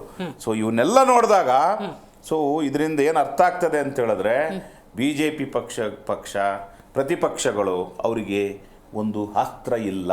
ಯಾಕೆ ಅಂತ ಕೇಳಿದ್ರೆ, ನಾವು ಕಾಂಗ್ರೆಸ್ ಏನು ಜನರಿಗೆ ಕೊಟ್ಟಂತಹ ಆಶೋತ್ತರಗಳು, ಜನರಿಗೆ ಕೊಟ್ಟಂತಹ ಏನು ನಾವು ಭರವಸೆಯನ್ನು ಕೊಟ್ಟಿದ್ವಿ, ಆ ಭರವಸೆಯನ್ನು ನುಡಿದಂತೆ ನಡೆದಿವಿ. ಯಾಕಂತ ಹೇಳಿದ್ರೆ ಈ ಹಿಂದಿನ ಪಕ್ಷಗಳು ನೀವು ನೋಡ್ಕೊಂಬನ್ನಿ, ಮಾತಾಡ್ತೀನಿ ನಿಮ್ಮ ಜೊತೆ ಪ್ರಣಾಳಿಕೆಯಲ್ಲಿ ಬಿಟ್ಟರೆ ತದನಂತರ ಅದನ್ನು ತಿರುಗಿ ನೋಡ್ತಾ ಇರಲಿಲ್ಲ. Okay, right. ಪ್ರಶಾಂತಿ ಅವರೇ, ನೀವು ಗಮನಿಸಿದ್ರಿ ಕಾಂಗ್ರೆಸ್ ವಕ್ತಾರರು ಮಾತಾಡಿದ್ದನ್ನು. ಅದನ್ನು ಹೊರತುಪಡಿಸಿ ಕಳೆದ ಉಪಚುನಾವಣೆಯ ಸಂದರ್ಭದಲ್ಲಿ HD ದೇವೇಗೌಡರು ಮಾತಾಡಿದ ಒಂದು ವಿಚಾರವನ್ನು ಉಲ್ಲೇಖ ಮಾಡ್ತಲೇ ನಾನು ಪ್ರಶ್ನೆಯನ್ನು ಕೇಳ್ತೀನಿ. ಕರ್ನಾಟಕದಲ್ಲಿರುವಂಥ ಕಾಂಗ್ರೆಸ್ ಸರ್ಕಾರವನ್ನು ಕಿತ್ತೊಗೆಯುವವರೆಗೂ ಕೂಡ ನಾನು ವಿರಮಿಸುವುದಿಲ್ಲ ಅನ್ನುವಂಥ ಮಾತನ್ನು ಮಾನ್ಯ HD ದೇವೇಗೌಡರು ಹೇಳ್ತಾರೆ. ರೈಟ್. ಈ ವಯಸ್ಸಿನಲ್ಲಿ ಅಥವಾ ಇರುವಂಥ ಬಲಾಬಲದಲ್ಲಿ ಸಂಘಟನೆ ಅನ್ನೋದಿದ್ದರೆ, ಜೊತೆಗೆ ಹಿಂಬಾಲಕರು, ಕಾರ್ಯಕರ್ತರು, ಒಂದು ಪಕ್ಷದ ಸಪೋರ್ಟ್ ಇದ್ದರೆ ಆಗ್ತಿರುವಂತಹ ಅನ್ಯಾಯವನ್ನು ತಡೆಗಟ್ಟಬೋದು. ಪಕ್ಷ ಬೀಳಿಸೋದು ಅನ್ನೋದು ಬದಿಗಿಡೋಣ, ಆಗ್ತಿರುವಂತಹ ಅನ್ಯಾಯವನ್ನು ನಾವು ತಡಿಬಹುದು. ಆದರೆ ನೀವು BJP ಜೊತೆ ಕೈ ಜೋಡಿಸಿದ್ದೀರಿ, ಆ BJPಯ ಒಡೆದ ಮನೆ ಆಗ್ಬಿಟ್ಟಿದೆ, ಕಮಲ ಅಲ್ವಾ, ದಳಗಳಾಗ್ಬಿಟ್ಟಿದ್ದಾವೆ. ಅಂಥ ಸಂದರ್ಭದಲ್ಲಿ ಅವ್ರ ಜೊತೆ ಮೈತ್ರಿ ಮಾಡಿಕೊಂಡು ಆಗ್ತಿರುವಂಥ ಹಗರಣಗಳ ವಿರುದ್ಧ ಹೆಂಗೆ ಹೋರಾಟ ಮಾಡ್ತೀರಿ? ರಾಜ್ಯ ಜನತೆಗೆ ಹೆಂಗೆ ನೀವು ನ್ಯಾಯ ಕೊಡಿಸ್ತೀರಿ ಪ್ರಶಾಂತಿ ಅವರೇ? ಇವಾಗ ಯಾರ ಮನೆಯಲ್ಲಿ ಕಲಹ ಇಲ್ಲ, ಇಲ್ದಿರೋ ಮನೆಯಲ್ಲಿ ಎಲ್ಲಾರ ಮನೆ ದೋಸೆನು ತೂತೆ. ಈ ಒಗಟುಗಳೆಲ್ಲ ಸುಮ್ಮನೆ ಮಾಡಿಲ್ಲ, ಪ್ರತಿಯೊಬ್ರು ಮಾಡಿರ್ಬೇಕಾದ್ರೆ ನಿಮ್ ಮನೆದು. ಇವಾಗ ನೀವು ಈಗ ಕಾಂಗ್ರೆಸ್ ವಕ್ತಾರರು ಪ್ರತಿಯೊಂದು ಬೆರಳು ಮಾಡಿ ತೋರಿಸ್ತಾ ಇರುವಂತದ್ದು, ಅವರಲ್ಲಿ ನಾವು ಎಷ್ಟು ಬೆರಳು ಮಾಡಿ ತೋರಿಸ್ಬೋದು. ಇವಾಗ ನೀವು ಹೇಳಿದ್ರಿ, ಇವಾಗ ದೇವೇಗೌಡರು ಈ ರೀತಿ ಒಂದು ಭಾಷಣ ಹೇಳಿದ್ದಾರೆ. ಯಾಕೆ ಹೇಳಿದ್ರು? ಯಾಕಂತ ಹೇಳಿದ್ರೆ ಈಗಲೂ ಕೂಡ ಅವರ ಸ್ಥಿತಿ ಅದೇ ರೀತಿ ಇದೆ. ನೀವು ಇಡೀ ನಮ್ಮ ರಾಜ್ಯವನ್ನ ದಿವಾಳಿ ಮಾಡ್ತಾ ಇದ್ದೀರಾ. ಟ್ಯಾಕ್ಸು ನಾವುಗಳು ಕಟ್ತೀವಿ, ಇವಾಗ ನೀವುಗಳು ಕಟ್ತೀರಾ. ನಿಮ್ಮಿಂದ ಟ್ಯಾಕ್ಸ್ಗಳು ಎಷ್ಟು ಹೋಗ್ತಾ ಇದೆ ನಿಮ್ಗೆಲ್ಲ ಗೊತ್ತು. ಪರಿಶ್ರಮ ಪಡ್ತಾ ಇರುವಂತ ಪ್ರತಿಯೊಂದು ವ್ಯಕ್ತಿಗೂ ತಮ್ಮ ಟ್ಯಾಕ್ಸು ಸರಿಯಾದ ರೀತಿಯಲ್ಲಿ ಉಪಯೋಗವಾಗ್ತಾ ಇದೆಯಾ ಅಂತ ನೋಡ್ತಾರೆ ಹೊರತಾಗಿ ಭ್ರಷ್ಟಾಚಾರದ ನೋಡಿ ಮೂಢ ಹಗರಣ ಆಯ್ತು, ವಾಲ್ಮೀಕಿ ಹಗರಣ ಆಯ್ತು, ಸಂಚಿತ ನಿಧಿ ಹಗರಣ ಆಯ್ತು, ಈ ರೀತಿ ಎಷ್ಟು ವಕ್ಫ್ ಬೋರ್ಡ್ ಎಲ್ಲ ನಡೀತಾ ಇದೆ. ಎಲ್ಲ ನಮ್ಮ ರೈತರ ಆಸ್ತಿಯನ್ನೆಲ್ಲ ಇವರು ಮುಟ್ಟುಗೋಲು ಮಾಡಿಕೊಂಡು ತಗೊಳ್ತಾ ಇದ್ದಾರೆ. ಇದ್ರ ಬಗ್ಗೆ ಮಾತಾಡಿದ್ರೆ ಇವರು ಸಿಡಿದೇಳ್ತಾ ಇದ್ದಾರೆ. ಯಾಕಂತ ಹೇಳಿದ್ರೆ ನಾವು ಅವ್ರು ಮಾಡ್ತಾ ಇರೋ ಒಂದು ಭ್ರಷ್ಟಾಚಾರವನ್ನ ನಾವು ಓಪನ್ ಮಾಡಿ ತೋರಿಸ್ತಾ ಇದ್ದಾಗ ಅವ್ರಿಗೆ ಎಲ್ಲೋ ಒಂದು ಕಡೆ ನಿದ್ರಿಸಕ್ ಆಗ್ತಾ ಇಲ್ಲ ಅನ್ಸುತ್ತೆ ಕಾಂಗ್ರೆಸ್ಸಿಗರಿಗೆ. ಸೊ ಹಾಗಾಗಿ ಸುಳ್ಳಿನ ಭಾಷಣ ಒಂದು ಕಡೆಯಿಂದ ಕೊಡ್ತಾ ಇದ್ದಾರೆ. ಇನ್ನೊಂದು ಕಡೆ ನೀವು ಹೇಳ್ತೀರಾ, ನಾನು ಅವತ್ತು ಹೇಳ್ದೆ 85,000 ಏನು ಈ ಯುವ ನಿಧಿ ಅಂತ ಹೇಳ್ತೀರಾ, 85,000 ಅಪ್ಲಿಕೇಶನ್ ಅಲ್ಲಿ ನೀವು 3,000 ಜನಕ್ಕೆ ಮಾತ್ರ, ಅದರಲ್ಲೂ ಈ 21-22ನೇ ಸಾಲಿಗೆ ಮಾತ್ರ ಕೊಟ್ಟಿದ್ದೀರಾ. ಇನ್ನು ಉಳ್ದವ್ರೆಲ್ಲ ಏನಾಗಬೇಕು? ನೀವು ಏನಂತ ಹೇಳಿ ಭಾಷಣ ಮಾಡಿದ್ರಿ, ಏನಂತ ಹೇಳಿ ಗ್ಯಾರಂಟಿಗಳನ್ನ ಕೊಟ್ಟಿದ್ವಿ, ಇದನ್ನೆಲ್ಲ ಜನ ನೋಡ್ತಾ ಇದ್ದಾರೆ. ಈಗ ಅಕಸ್ಮಾತ್ ಏನಾದರೂ ಬೈ ಎಲೆಕ್ಷನ್ ಅಕಸ್ಮಾತಾಗಿ ನೀವು ಗೆದ್ದಿದ್ರೆ ಅದು ಕಾರಣ ನಿಮ್ಮ ಹಣ ಬಲದಿಂದ ಎಷ್ಟು ದಿವಸ ಅಂತ ನೀವು ಜನರಿಗೆ ವಂಚನೆ ಮಾಡ್ತೀರಾ. ನೀವು ಒಬ್ಬೊಬ್ರು ತಲಾ 10,000 ನೀವು ಮನೆ ಬಾಗಿಲಿಗೆ ಕೊಟ್ಟು ಬರ್ತೀರಾ. ನೀವು ಆವಾಗ ಅದೇ ಸಮಯದಲ್ಲಿ ಕಾಂಗ್ರೆಸ್ಸಿಗರು ಏನ್ ಮಾಡ್ತಾರೆ ನೋಡಿ, ಇದೆಲ್ಲ ಟ್ರಿಕ್ ಅವ್ರದ್ದು. ಯಾವ ರೀತಿ ಮಾಡ್ತಾರೆ, ಇನ್ನೇನ್ 2 ದಿವಸ ಇದೆ ಅಂದಾಗ 4,000 ಒಂದು ಮಹಿಳೆಗೆ ಬರುತ್ತೆ. 1ನೇ ತಿಂಗಳದ್ದು ಬರ್ಬೇಕು, ಮುಂದಿನ ತಿಂಗಳ ಕಂತು ಮಧ್ಯದಲ್ಲೇ ಹಾಕ್ಬಿಡ್ತಾರೆ. ಯಾಕೆ 4,000 ಸೇರ್ಸ್ ಹಾಕ್ಬಿಡ್ತಾರೆ. ಯಾಕಂದ್ರೆ ಅವ್ರಿಗೆ ಅಲ್ಲಿ ಒಂದ್ ಸ್ವಲ್ಪ ಮೈಂಡ್ ಚೇಂಜ್ ಆಗುತ್ತೆ. ಹೌದು, ನಾವ್ ಇವ್ರಿಗೆ ಹಾಕ್ಬೇಕು, ಈ ಟೈಮಲ್ಲಿ ಓಟು ನಮಗ್ ದುಡ್ಡು ಬಂದಿದ್ಯಲ್ಲ ಅನ್ನೋ ಒಂದು ರೀತಿಯಲ್ಲಿ. ಆದ್ರೆ ಅಭಿವೃದ್ಧಿ ಕುಂಠಿತ ಆಗಿದೆ. ಆದ್ರೆ ನೀವು ಏನೇನ್ ಡೆವಲಪ್ ಮಾಡಿದ್ದೀರಾ, ಇವಾಗ ಎಷ್ಟೋ ನಮ್ಮ ಕಂಪನಿಗ ಇಂಡಸ್ಟ್ರಿಗಳೆಲ್ಲ ಬೇರೆ ಬೇರೆ ರಾಜ್ಯಗಳಿಗೆ ಹೋಗ್ತಾ ಇದೆ. ನೀವು ಅದನ್ನ ಹಿಡಿದಿಟ್ಕೊಳಕ್ ಆಗ್ತಾ ಇಲ್ಲ. ನೀವು ಇಲ್ಲಿ ಉದ್ಯೋಗ ಪ್ರಾಪ್ತ ಮಾಡ್ತಾ ಇಲ್ಲ, ಈ ಉದ್ಯೋಗ ಸಿಗ್ತಾ ಇಲ್ಲ. ಎಷ್ಟು ಬಂದ ತಕ್ಷಣ ಗೊತ್ತಾಯ್ತು, ನೀವು ಹೇಳಿದ ಪಾಯಿಂಟ್ ನನ್ಗೆ ಅರ್ಥ ಆಯ್ತು. ವಾಲ್ಮೀಕಿ, ಮೂಡ, ಅಬಕಾರಿ ಇಲಾಖೆ ಅಂತೇಳಿ ಹಲವಾರು ಹಗರಣಗಳ ಬಗ್ಗೆ ಬಿಜೆಪಿ JDS ಆಗಾಗ ಧ್ವನಿ ಎತ್ತುತ್ತಾನೆ ಇದೆ. ಅಪ್ಪಿತಪ್ಪಿ ಮಧ್ಯದಲ್ಲಿ ಒಂದ್ ಯಾವ್ದಾದ್ರು ಸಬ್ಜೆಕ್ಟ್, ಯಾವುದೋ ಒಂದು ಸುದ್ದಿ ಬಂತು ಅಂತ ಹೇಳಿದ್ರೆ ನೀವು ಕಾಂಗ್ರೆಸ್ ಮೇಲೆ ಆರೋಪ ಮಾಡ್ತಾ ಇದ್ರಿ. ನೋಡಿದ್ರ ಸಬ್ಜೆಕ್ಟ್ನ ಡೈವರ್ಟ್ ಮಾಡ್ತಿದ್ದಾರೆ ಕಾಂಗ್ರೆಸ್ನವರು. ವಾಲ್ಮೀಕಿ, ಮೂಡ, ಅಬಕಾರಿ ಇಲಾಖೆ ವಿಚಾರವಂತ ಅರ್ಥ ನೀವೇಗ್ ಸಬ್ಜೆಕ್ಟ್ ಆಗ್ಬಿಟ್ಟಿದಿರಲ್ಲ ಅಂತ. ಬಿಜೆಪಿ ಹೆಂಗಾಗ್ಬಿಟ್ಟಿದೆ ಅಂದ್ರೆ ಆಗ್ತಿರುವಂತ ಸಮಸ್ಯೆಗಳೇ ಸಬ್ಜೆಕ್ಟ್ ಆಗ್ಬಿಟ್ಟಿದೆ. ಈಗ ಅವ್ರು ಯಾವ್ದು ಡೈವರ್ಟ್ ಮಾಡೋ ಅವಶ್ಯಕತೆನೇ ಇಲ್ಲ ಅಂತ. ಹಾಸನ್ ವಿಷಯ ನಿಮಗೆ ಗೊತ್ತೇ ಇದೆ. ಸಿದ್ದರಾಮಯ್ಯನವರು ಅವರು ಒಂದು ಅಭಿಯಾನ ಅಲ್ಲಿ ತಮ್ಮ ಒಂದು ಸ್ವಾಭಿಮಾನದ ತಮ್ಮ ಬಲ ಪ್ರದರ್ಶನ ಮಾಡಬೇಕು ಅಂತ ಹಾಸನದಲ್ಲಿ ಯಾವ ರೀತಿ ಪ್ರಯತ್ನ ಪಟ್ಟರು, ಅದಕ್ಕೆ ಕುಕ್ಕೆ ಹಾಕಿದ್ಯಾರು? DK ಶಿವಕುಮಾರ್ ಅವರು ಇಂಡೈರೆಕ್ಟ್ ಆಗಿ ಯಾವ ರೀತಿ ಅದನ್ನ ಹೈಕಮಾಂಡ್ ಕರ್ಕೊಂಡು ಹೋಗ್ಬಿಟ್ಟು ನೋಡಿ, ಅದು ಚಿಹ್ನೆ ಮೇಲಿಂದ ಮಾಡ್ತಾ ಇಲ್ಲ. ಎಲ್ಲಾ ಪಕ್ಷದಲ್ಲೂ ಬಣಗಳಿವೆ, ಎದ್ದಿವೆ. ಈಗ ಈ 3 ಕ್ಷೇತ್ರ ಇವರು ಉಪಚುನಾವಣೆ ಏನವರು ಗೆದ್ರು, ಅದ ನಂತರ ಸಿದ್ದರಾಮಯ್ಯನವರು ಈಗ ನನ್ನ ಬಲದ ಪ್ರದರ್ಶನ ಮಾಡ್ತೀನಿ ಅಂದ್ರೆ ಇವಾಗ ನೆಕ್ಸ್ಟ್ ಅವ್ರದೇ ಇರೋದು. ಈಗ DCM ಅವ್ರು ಕೊಡ್ಬೇಕಾಗಿರುವಂತ CM ಸ್ಥಾನ ಇವಾಗ ಬಿಟ್ಕೊಡ್ತಾರ ಇಲ್ವಾ? ಇವ್ರಿಗೂ ಬಲ ಅವ್ರಿಗೂ ಬಲ ಬಂದಂತೆ ಇವರಿಬ್ರು ಇಲ್ಲ ನಾನ್ ಬಿಟ್ಕೊಡಲ್ಲ, ನಾನ್ ತೋರಿಸ್ತೀನಿ ನನ್ ಬಲ ಅಂತ ಚಿಹ್ನೆ ಇಲ್ದೆ ಹೋದಂತವ್ರು. ಸೊ ಇವರಲ್ಲೂ ಕಂಪ್ಲೀಟ್ಲಿ ಅಗ್ರಿ. ಪ್ರಶಾಂತಿ ಅವರೇ ಒಳ್ಳೆ ಪಾಯಿಂಟ್ ಅನ್ನೇ ರೈಸ್ ಮಾಡಿದ್ರೆ ನನಗೆ ಈಗಲೂ ನೆನಪಿದೆ. ಕರ್ನಾಟಕದಲ್ಲಿ 135 ಅನ್ನುವಂಥ ರಿಸಲ್ಟ್ಸ್ ಬಂದ ಸಂದರ್ಭದಲ್ಲಿ ಮುಖ್ಯಮಂತ್ರಿ ಯಾರಾಗಬೇಕು ಅನ್ನೋ ಗೊಂದಲ ಇತ್ತು ಅಂತ ಅನ್ಕೊಳ್ಳೋಣ. ಇತ್ತು ಅಂತಾನೆ ಒಂದು 4 ದಿವಸ ಸಿದ್ದರಾಮಯ್ಯನವರು ಇಲ್ಲ DK ಶಿವಕುಮಾರ್ ಅವರು ಇಲ್ಲ ಡೆಲ್ಲಿಲಿ ಕೂತ್ಕೊಂಡಿದ್ರು. ಯಾರು ಮುಖ್ಯಮಂತ್ರಿ ಅನ್ನೋದ್ರ ಬಗ್ಗೆ ಒಂದಷ್ಟು ಚರ್ಚೆಗಳಾಯಿತು. ಅಂತಿಮವಾಗಿ ರಾಜ್ಯದ ಮುಖ್ಯಮಂತ್ರಿ ಸಿದ್ದರಾಮಯ್ಯ ಅಂತ ಗೊತ್ತಾಯಿತು. ಅಲ್ಲೂ ಕೂಡ ಬಣಗಳಿರಬಹುದು ಅಂತಲೇ ಅನ್ಕೊಳ್ಳೋಣ ನೀವು ಹೇಳಿದ ಪ್ರಕಾರವೇ. ಆದರೆ ಗೃಹಲಕ್ಷ್ಮಿ ಲಾಂಚ್ ಆಗುತ್ತೆ ಮೈಸೂರಿನ ಚಾಮುಂಡೇಶ್ವರಿ ಅಧಿದೇವತೆ ಆಶೀರ್ವಾದ ಪಡ್ಕೊಂಡು. ಸಿದ್ದರಾಮಯ್ಯನವರು DK ಶಿವಕುಮಾರ್ ಕೈ ಹಿಡ್ಕೊಂಡು ಒಂದು ಮಾತನ್ನು ಹೇಳಿದ್ರು, ನಮ್ಮನ್ನು ಅಗಲಿಸುವುದಕ್ಕೆ ಅದ್ಯಾವುದೇ ದುಷ್ಟಶಕ್ತಿಗಳು ಪ್ರಯತ್ನ ಪಟ್ಟರೂ ಕೂಡ ಅದು ಸಾಧ್ಯ ಇಲ್ಲ.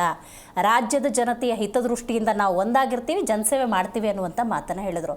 ಅಂದರೆ ಆಂತರಿಕ ಕಲಹ ಎಲ್ಲಿರೋದಿಲ್ಲ, ಖಂಡಿತ ಇರುತ್ತೆ. ಆದರೆ ಪಕ್ಷದ ವೇದಿಕೆಯಲ್ಲಿ ಚರ್ಚೆ ಮಾಡ್ತಾರೆ, ಹೊರಗೆ ಬರ್ದಿರೋಂಗೆ ನೋಡ್ಕೋತಾರೆ.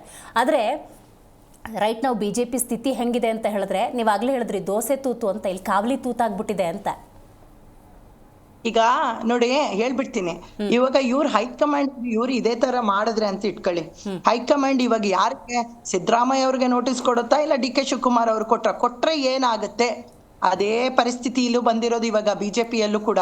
ಇವಾಗ ಕೊಟ್ರೆ ಈ ಶಿಸ್ತು ಸಮಿತಿ ಏನು ಅವ್ರು ನೋಟಿಸ್ ಜಾರಿ ಮಾಡ್ತಾರೆ, ಮಾಡಿದ್ರೆ ಯತ್ನಾಳ್ ಏನು ಉತ್ತರ ಕರ್ನಾಟಕದಲ್ಲಿ ಅವ್ರಿಗೆ ಇರುವಂತಹ ಆ ಬೆಂಬಲ ಏನಿದೆ, ಅವ್ರಿಗೆ ಈ ಒಂದು ಸಂಸ್ಥಾನಾತ್ಮಕ ಅವ್ರಿಗೆ ಬೆಂಬಲ, ಅವ್ರು ಮಾಡ್ತಾ ಇರುವಂತಹ ಕೆಲಸಗಳು ಇದು ಎಲ್ಲಿ ಎಫೆಕ್ಟ್ ಆಗುತ್ತೆ, ಇದನ್ನೆಲ್ಲ ಪರಿಗಣಿಸ್ತಾ ಇದ್ದಾರೆ. ಹಾಗಾಗಿ ಸ್ವಲ್ಪ ಲೇಟ್ ಆಗ್ತಾ ಇದೆ. ನೀವು ನೋಡ್ಬೇಕು, ಅವರಲ್ಲೇ ಇರೋ ಬಣ ಯಾರು, ಅರವಿಂದ್ ನಿಂಬಾವಳಿ ಅವರ ವೈಫ್ಗೆ ಇವರೇ ಇದೇ ವಿಜೇಂದ್ರ ಅವರ ಬಣನೆ ಕೊಡೋದು, ಆಕ್ಚುಲಿ ಟಿಕೆಟ್ ಕೊಡುತ್ತೆ. ಈಗ ಅವರು ತಳ್ಳಿ ಅವರು ಇವಾಗ ಯತ್ನಾಳ್ ಅವ್ರ ಬಣಕ್ಕೆ ಹೋಗಿದ್ದಾರೆ. ಎಲ್ಲೋ ಒಂದು ಕಡೆ ಇವ್ರುಗಳಿಗೂ ಇವ್ರು ಕೆಲಸ ಮಾಡ್ತಾ ಇದ್ರು ಕೂಡ ಬಣ ಯಾಕೆ ಮಾಡ್ತಾ ಇದ್ದಾರೆ ಅನ್ನೋದು ಒಂದು ಮಾತು. ಮತ್ತೆ ಯಾಕೆ ಈ ಬಣ ಮಾಡ್ತಾ ಇದ್ದಾರೆ ಅಂತ ಹೇಳಿದ್ರೆ, ಈಗ ಸೀನಿಯಾರಿಟಿ ವೈಸ್ ಅದನ್ನೆಲ್ಲ ಕೆಲವರು ನೋಡ್ತಾರೆ. ಅಸಮಾಧಾನ ಖಂಡಿತವಾಗಿಯೂ ಇದ್ದೇ ಇರುತ್ತೆ. ಈಗ ಬಿಜೆಪಿ ಅಸಮಾಧಾನದಿಂದ ಪ್ರಶಾಂತಿ ಅವರೇ JDSಗೆ ಏನು ಸಮಸ್ಯೆ ಇಲ್ವಾ? ಯಾಕಂದ್ರೆ ಒಂದು ಪ್ರಬಲ ರಾಷ್ಟ್ರೀಯ ಪಕ್ಷ ಅನ್ನೋದು ಪ್ರಾದೇಶಿಕ ಪಕ್ಷವನ್ನು ನುಂಗ್ ಹಾಕ್ಬಿಟ್ರೆ ಅಂತ, ಆಪೋಷಣ ತಗೊಂಡ್ಬಿಟ್ರೆ ಅಂತ. ಮೈತ್ರಿ ಬೇರೆ ನೋಡಿ. ಇಲ್ಲ ಮೇಡಮ್, ನಾ ಹೇಳ್ತೀನಿ, ನಾವು 2 ಇದ್ದವರು ನಾವು 58ಕ್ಕೆ ಬಂದಿದ್ದೀವಿ. ನಮಗೇನು ಕಷ್ಟ ಇಲ್ಲ ರೀ. ನಾವು ಎಲ್ಲ ನಮ್ದು ಲೀಡರ್ಸ್ನ ತಯಾರು ಮಾಡೋ ಫ್ಯಾಕ್ಟ್ರಿ ಅಂತ ಪ್ರತಿಯೊಂದು ಕಾಂಗ್ರೆಸ್ ಪಕ್ಷಗಳು ಒಪ್ಕೊಂಡಿದೆ. ಅಲ್ಲಿ ಇರುವಂತ ಲೀಡರ್ಸ್ ಎಲ್ಲಿಂದ ಬಂದಿದ್ದಾರೆ ಅಂತ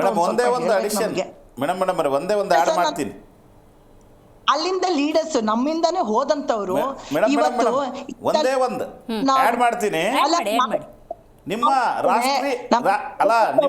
ನಿಮ್ಮ ಪಕ್ಷದ ರಾಷ್ಟ್ರೀಯ ಅಧ್ಯಕ್ಷರು ಕೂಡ ನಮ್ಮ ಕಾಂಗ್ರೆಸ್ನಲ್ಲಿ ಇದ್ರು. ಆಯ್ತು, ಅದೇ ಎಲ್ಲರೂ ನೋಡಿ ಒಂದ್ ಅದು ನಿಮಿಷ ನಿಮ್ಗೆ ನೆನಪು ಮಾಡಿದೆ ಮೇಡಮ್. ಸರ್ ನೀವು ಹೇಳಿದ್ರೆ ಬೆರಳ ಎಣಿಕೆ ಅಷ್ಟೇ ನೀವು ಹೇಳಬಹುದು. ನಾವ್ ಹೇಳಿದ್ರೆ ಇಲ್ಲ. ನಿಮ್ಮಲ್ಲಾಗ್ಲಿ ಅಲ್ಲ, ನೀವು ಯಾರು ತಯಾರು ಮಾಡ್ತಾರೋ ಅವ್ರನ್ನೇ ನಾವು ತಯಾರು ಮಾಡಿದೀವಲ್ಲ. ಅಲ್ಲ, ತಮ್ಮದೇ ದಾಟಿನಲ್ಲಿ ಹೇಳೋದಾದ್ರೆ ಈ ನಿಮ್ಮ ಪ್ರಕಾರ ಯಾರು ನಾಯಕರನ್ನ ತಯಾರು ಮಾಡ್ತಾರೆ ಅಂತ ತಾವು ಹೇಳ್ತಾ ಇದ್ರಿ.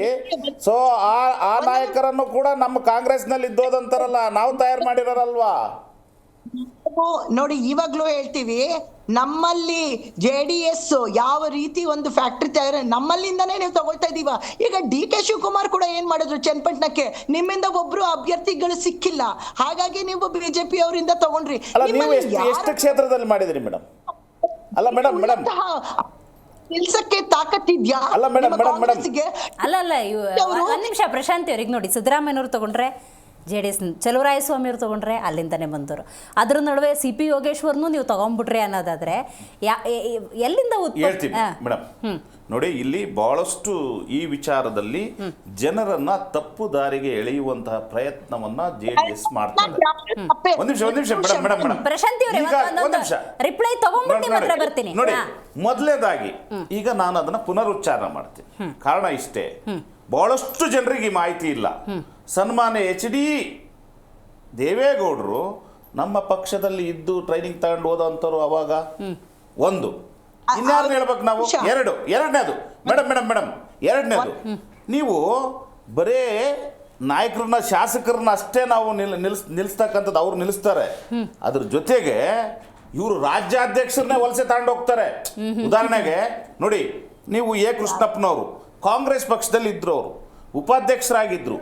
ಅವರಿಗೆ ಏನು ಹಿರಿಯೂರು ಕ್ಷೇತ್ರದಲ್ಲಿ ಟಿಕೆಟ್, ಇವರು ಯಾವುದು KR ಪುರಂ ಕ್ಷೇತ್ರದಲ್ಲಿ ಟಿಕೆಟ್ ಮಿಸ್ ಆದಂತಹ ಸಂದರ್ಭದಲ್ಲಿ ಅವ್ರನ್ನ ಸ್ವತಃ ದೇವೇಗೌಡ್ರೆ ಅವ್ರ ಮನೆಗೆ ಹೋಗಿ ಅವ್ರಿಗೆ ರತ್ನಗಂಬಳಿ ಹಾಸಿ ಸನ್ಮಾನ್ಯ ಕೃಷ್ಣಪ್ಪನವ್ರನ್ನ ರಾಜ್ಯಾಧ್ಯಕ್ಷರನ್ನೂ ಮಾಡ್ತಾರೆ.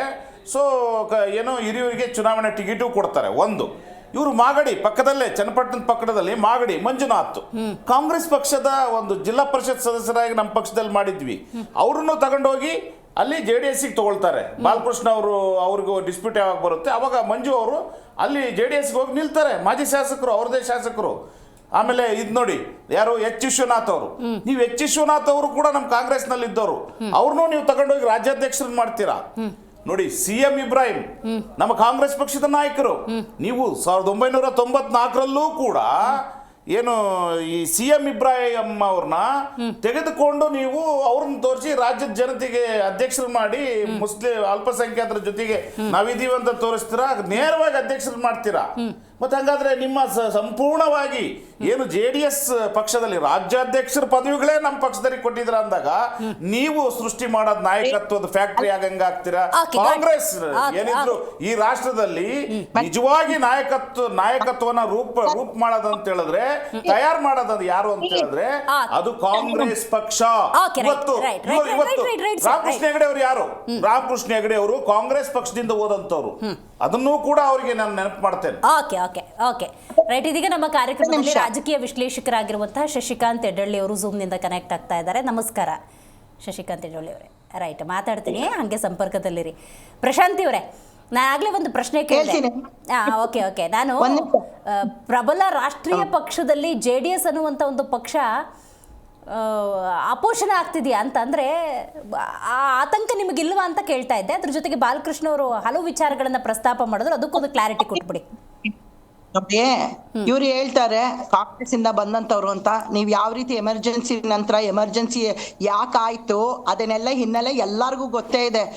ಯಾರು ಇವನು HD ದೇವೇಗೌಡರು ಅವ್ರನ್ನು ಒಳಗಡೆ ಹಾಕಿದ್ರು, ಅವ್ರಿಗೂ ಜೈಲಿನ ಶಿಕ್ಷೆ ಅನುಭವಿಸ್ಕೊಂಡೆ ಬಂದಂತವ್ರು. ಯಾಕೆ ಇಂದಿರಾ ಗಾಂಧಿ ಅವರು ಏನ್ ಡಿಕ್ಟೇಟರ್ಶಿಪ್ ಮಾಡ್ಬೇಕು ಅಂತನ ಯಾಕೆ ಎಲ್ಲರೂ ಆಚೆ ಬಂದ್ರು? ಯಾಕಂದ್ರೆ ನಿಮ್ ಕಾಂಗ್ರೆಸ್ ಸರ್ಕಾರ ಏನು ಅಂತ ಪ್ರತಿಯೊಬ್ಬರಿಗೂ ಗೊತ್ತಾಗಿ ಜಯಪ್ರಕಾಶ್ ನಾರಾಯಣ ಅವರ ನೇತೃತ್ವದಲ್ಲಿ ನಡೆದಂತ ಹೋರಾಟ, ಆಗಿನ ಜನತಾದಳ ಮಾಡಿರೋದು, ಇದೆಲ್ಲ ಒಳ್ಳೆಯ ಒಂದು ಸಂಘಟನೆ. ಕಾಂಗ್ರೆಸ್ ವಿರುದ್ಧ ಅವ್ರು ಮಾಡ್ತಿರೋ ಭ್ರಷ್ಟಾಚಾರ, ಅವರ ಸುಳ್ಳು ಹೇಳಿಕೆ, ಅವರ ಪುಸ್ತಕಗಳನ್ನೆಲ್ಲ ತಿರುಚುವಿಕೆ, ಇದನ್ನೆಲ್ಲ ಗೊತ್ತಾಗಿಯೇ ಈ ಒಂದು ದೊಡ್ಡ ಒಂದು ಹೋರಾಟ ಮಾಡಿ ಇವಾಗ ಜನತಾ ಪಕ್ಷ ಬಂದಂಥದ್ದು. ಆ ಒಂದು ಲೀಡರ್ಸ್ ಹಾಗೆ ಕಾಲಕ್ರಮೇಣ ಕೆಲವರು ಹಣಕ್ಕಾಗಿ ಇಲ್ಲ ಇನ್ನೇನಕ್ಕಾಗಿ ಮಾರು ಹೋಗುವಂತ ಪರಿಸ್ಥಿತಿ ಬಂದಿರ್ಬೋದು, ಇಲ್ಲ ಅಸಮಾಧಾನ ತುಂಬಿರುವಂತಹ ಅಭ್ಯರ್ಥಿಗಳು ಹೋಗಿರ್ಬೋದು, ಇದೆಲ್ಲ ಆಗಿರುವಂತಹದ್ದು ಇದೆ. ಆದರೆ ಜನತಾ ದಳ ಹುಟ್ಟಿರುವ ಮಾಡುವುದು ಯಾವ ರೀತಿಯಲ್ಲಿ ಅನ್ನೋದು ಇವ್ರು ಗಮನಿಸ್ಬೇಕು. ಕಾಂಗ್ರೆಸ್ ಇಂದ ಇದ್ದಿದ್ರೆ ಇಷ್ಟೊತ್ತಲ್ಲಿ ಪ್ರತಿಯೊಬ್ಬರು ಎಲ್ಲೋ ಏನಾಗ್ತಾ ಇದ್ರು, ಈಗ ನಮ್ಮ ದೇಶ ಯಾವ ಪರಿಸ್ಥಿತಿಗೆ ಬರ್ತಾ ಇತ್ತೋ ಎಲ್ಲರಿಗೂ ಗೊತ್ತೇ ಇದೆ. ಇವಾಗ ನೋಡಿ, ಇವಾಗ ಈ ಬೈ ಎಲೆಕ್ಷನ್ ನಂತರ ಈ ಒಂದು ಏನು ಯತ್ನಾಳ್ ಅವರ ಆಮೇಲೆ ವಿಜಯೇಂದ್ರ ಅವರ ಬಣಗಳಾಗಿದೆ, ಇದನ್ನ ಒಂದ್ ಸ್ವಲ್ಪ ಜನರ ಮುಂದೆ ಇಟ್ಟಿದ್ದಾರೆ. ಕಾಂಗ್ರೆಸ್ ಅವರು ಒಳಗಡೆಯಿಂದ ಮಾಡ್ಕೊಂಡ್ರೆ ಬಿಜೆಪಿ ಅವರು ಸ್ವಲ್ಪ ಬಹಿರಂಗವಾಗಿ ಮಾಡ್ತಾ ಇದ್ದಾರೆ ಅಷ್ಟೇ ಬಿಡಿ. ಡಿಸೆಂಬರ್ ಅಂತ್ಯದೊಳಗೆ ಎಲ್ಲ ಸರಿಯಾಗತ್ತೆ ಅಂತ ಅಂದ್ಕೋತೀರಾ? ಇಲ್ಲ, ಈಗ ಮನೆಯಲ್ಲಿ ಜಗಳ ನಡೆದ್ರೆ 1-2 ದಿವಸ ಇರುತ್ತೆ, ನಂತರ ಎಲ್ಲ ಸಮಾಧಾನ ಮಾಡೋಂಥವ್ರು ಬರ್ತಾರೆ. ಅಲ್ಲ, ಜೆಡಿಎಸ್ ಏನಾದ್ರು ಸಲಹೆ ಸೂಚನೆ ಕೊಡಕ್ ಹೋಗಿದ್ಯಾ ಅಂತ? ನಮ್ಮ ಒಂದು ಮುಖಂಡರುಗಳು ಕುಮಾರಸ್ವಾಮಿ ಅವರಾಗಿರ್ಬೋದು, ಇಲ್ಲ ಶ್ರೀ ದೇವೇಗೌಡರು ಆಗಿರ್ಬೋದು, ಅವರಲ್ಲೂ ಬಣ ಇದೆಯಲ್ಲ, ಅವರು ಫಸ್ಟ್ GT ದೇವೇಗೌಡರು ಸರಿ ಮಾಡ್ಬೇಕು. ಇನ್ನು ಅನೇಕ ಶಾಸಕರು ಕೂಡ ಅಸಮಾಧಾನರಿದ್ದಾರೆ JDS ಪಕ್ಷದಲ್ಲಿ, ಅದನ್ನೆಲ್ಲ ಮಾಡ್ಬೇಕಲ್ವಾ? ಮತ್ತೆ ಮೇಡಮ್ ಅವರು ಒಂದು ಮಾತು ಬಂದೆ ಸರ್, ನಾವು ಬೇರೆಯವ್ರದ್ದು ರಿಪ್ಲೈ ತಗೋಬೇಕು. ಹಾ, ಅಲ್ಲಿ ಕಾಂಗ್ರೆಸ್ ಅಷ್ಟು ಹದಗೆಟ್ಟಿಲ್ಲ, ನಿಮ್ಮಲ್ಲಿ ನೋಡ್ತಾ ಇದ್ದೀವಿ. ಅದ್ರಲ್ಲೂ ಮಾಧ್ಯಮದ ಮುಂದೆ ಏನೂ ಕೊಡಬಾರ್ದು, ನಮ್ಮ ಒಂದು ಏನು ಶಿಸ್ತು ಕ್ರಮ ತಗೊಬೇಕಾಗುತ್ತೆ ಮಾಧ್ಯಮ ಮುಂದೆ ತಗೊಂಡ್ರ ಅಂತ ನಿಮ್ DK ಶಿವಕುಮಾರ್ ಹೇಳ್ತಾರಲ್ಲ, ನಾವ್ ಯಾರಿಗೂ ಹೇಳ್ಕೊಂಡು ಕೈ ಇಟ್ಕೊಂಡಿಲ್ಲ. ಏನ್ ಹೇಳ್ಬೇಕೋ ಹೇಳ್ಕೊಡಿ ಮುಂದೆ ಅಂತ ನಾವು ಬಿಟ್ಟಿದೀವಿ. ನಿಮ್ ತರ ಎಲ್ಲದಕ್ಕೂ ಕಂಡೀಷನ್. ಶಿವಕುಮಾರ್ ಅವರು ಬೆಂಬಲ ಕೊಟ್ಟಿದ್ರಿಂದಾನೇ ನಿಮ್ಮ HD ಕುಮಾರಸ್ವಾಮಿ ಅವರು ಮುಖ್ಯಮಂತ್ರಿ ಆಗಿದ್ದು ಮೇಡಮ್ ಅವರೇ. ಇನ್ನೊಂದು ನಮ್ಮ DK ಶಿವಕುಮಾರ್ ಅವರು ನಮ್ಮ ರಾಷ್ಟ್ರೀಯ ಅಧ್ಯಕ್ಷರು ಎಲ್ಲರೂ ಹೋಗ್ಬಿಟ್ಟು ಖಂಡಿತವಾಗಿಯೂ, ಯಾಕಂದ್ರೆ ಮೈತ್ರಿ ಅಂತ ನಂತರ ನಾವು ಖಂಡಿತವಾಗಿಯೂ ತೊಂದರೆಗಳನ್ನು ಕೂಡ ಆಲಿಸಬೇಕಾಗುತ್ತೆ. ಅವ್ರಿಗಾಗಿಂತ ಸಮಸ್ಯೆ ನಮಗಾಗಿದೆ ಅನ್ನೋ ರೀತಿದಲ್ಲೇ ನಾವು ಮಾತಾಡ್ತೀನಿ. ಪ್ರಶಾಂತಿ ಅವರೇ, ಖಂಡಿತ ಹಂಗೆ ಸಂಪರ್ಕದಲ್ಲಿ ಇನ್ನೊಂದಷ್ಟು ಮಾತಾಡೋಕ್ಕಿದೆ.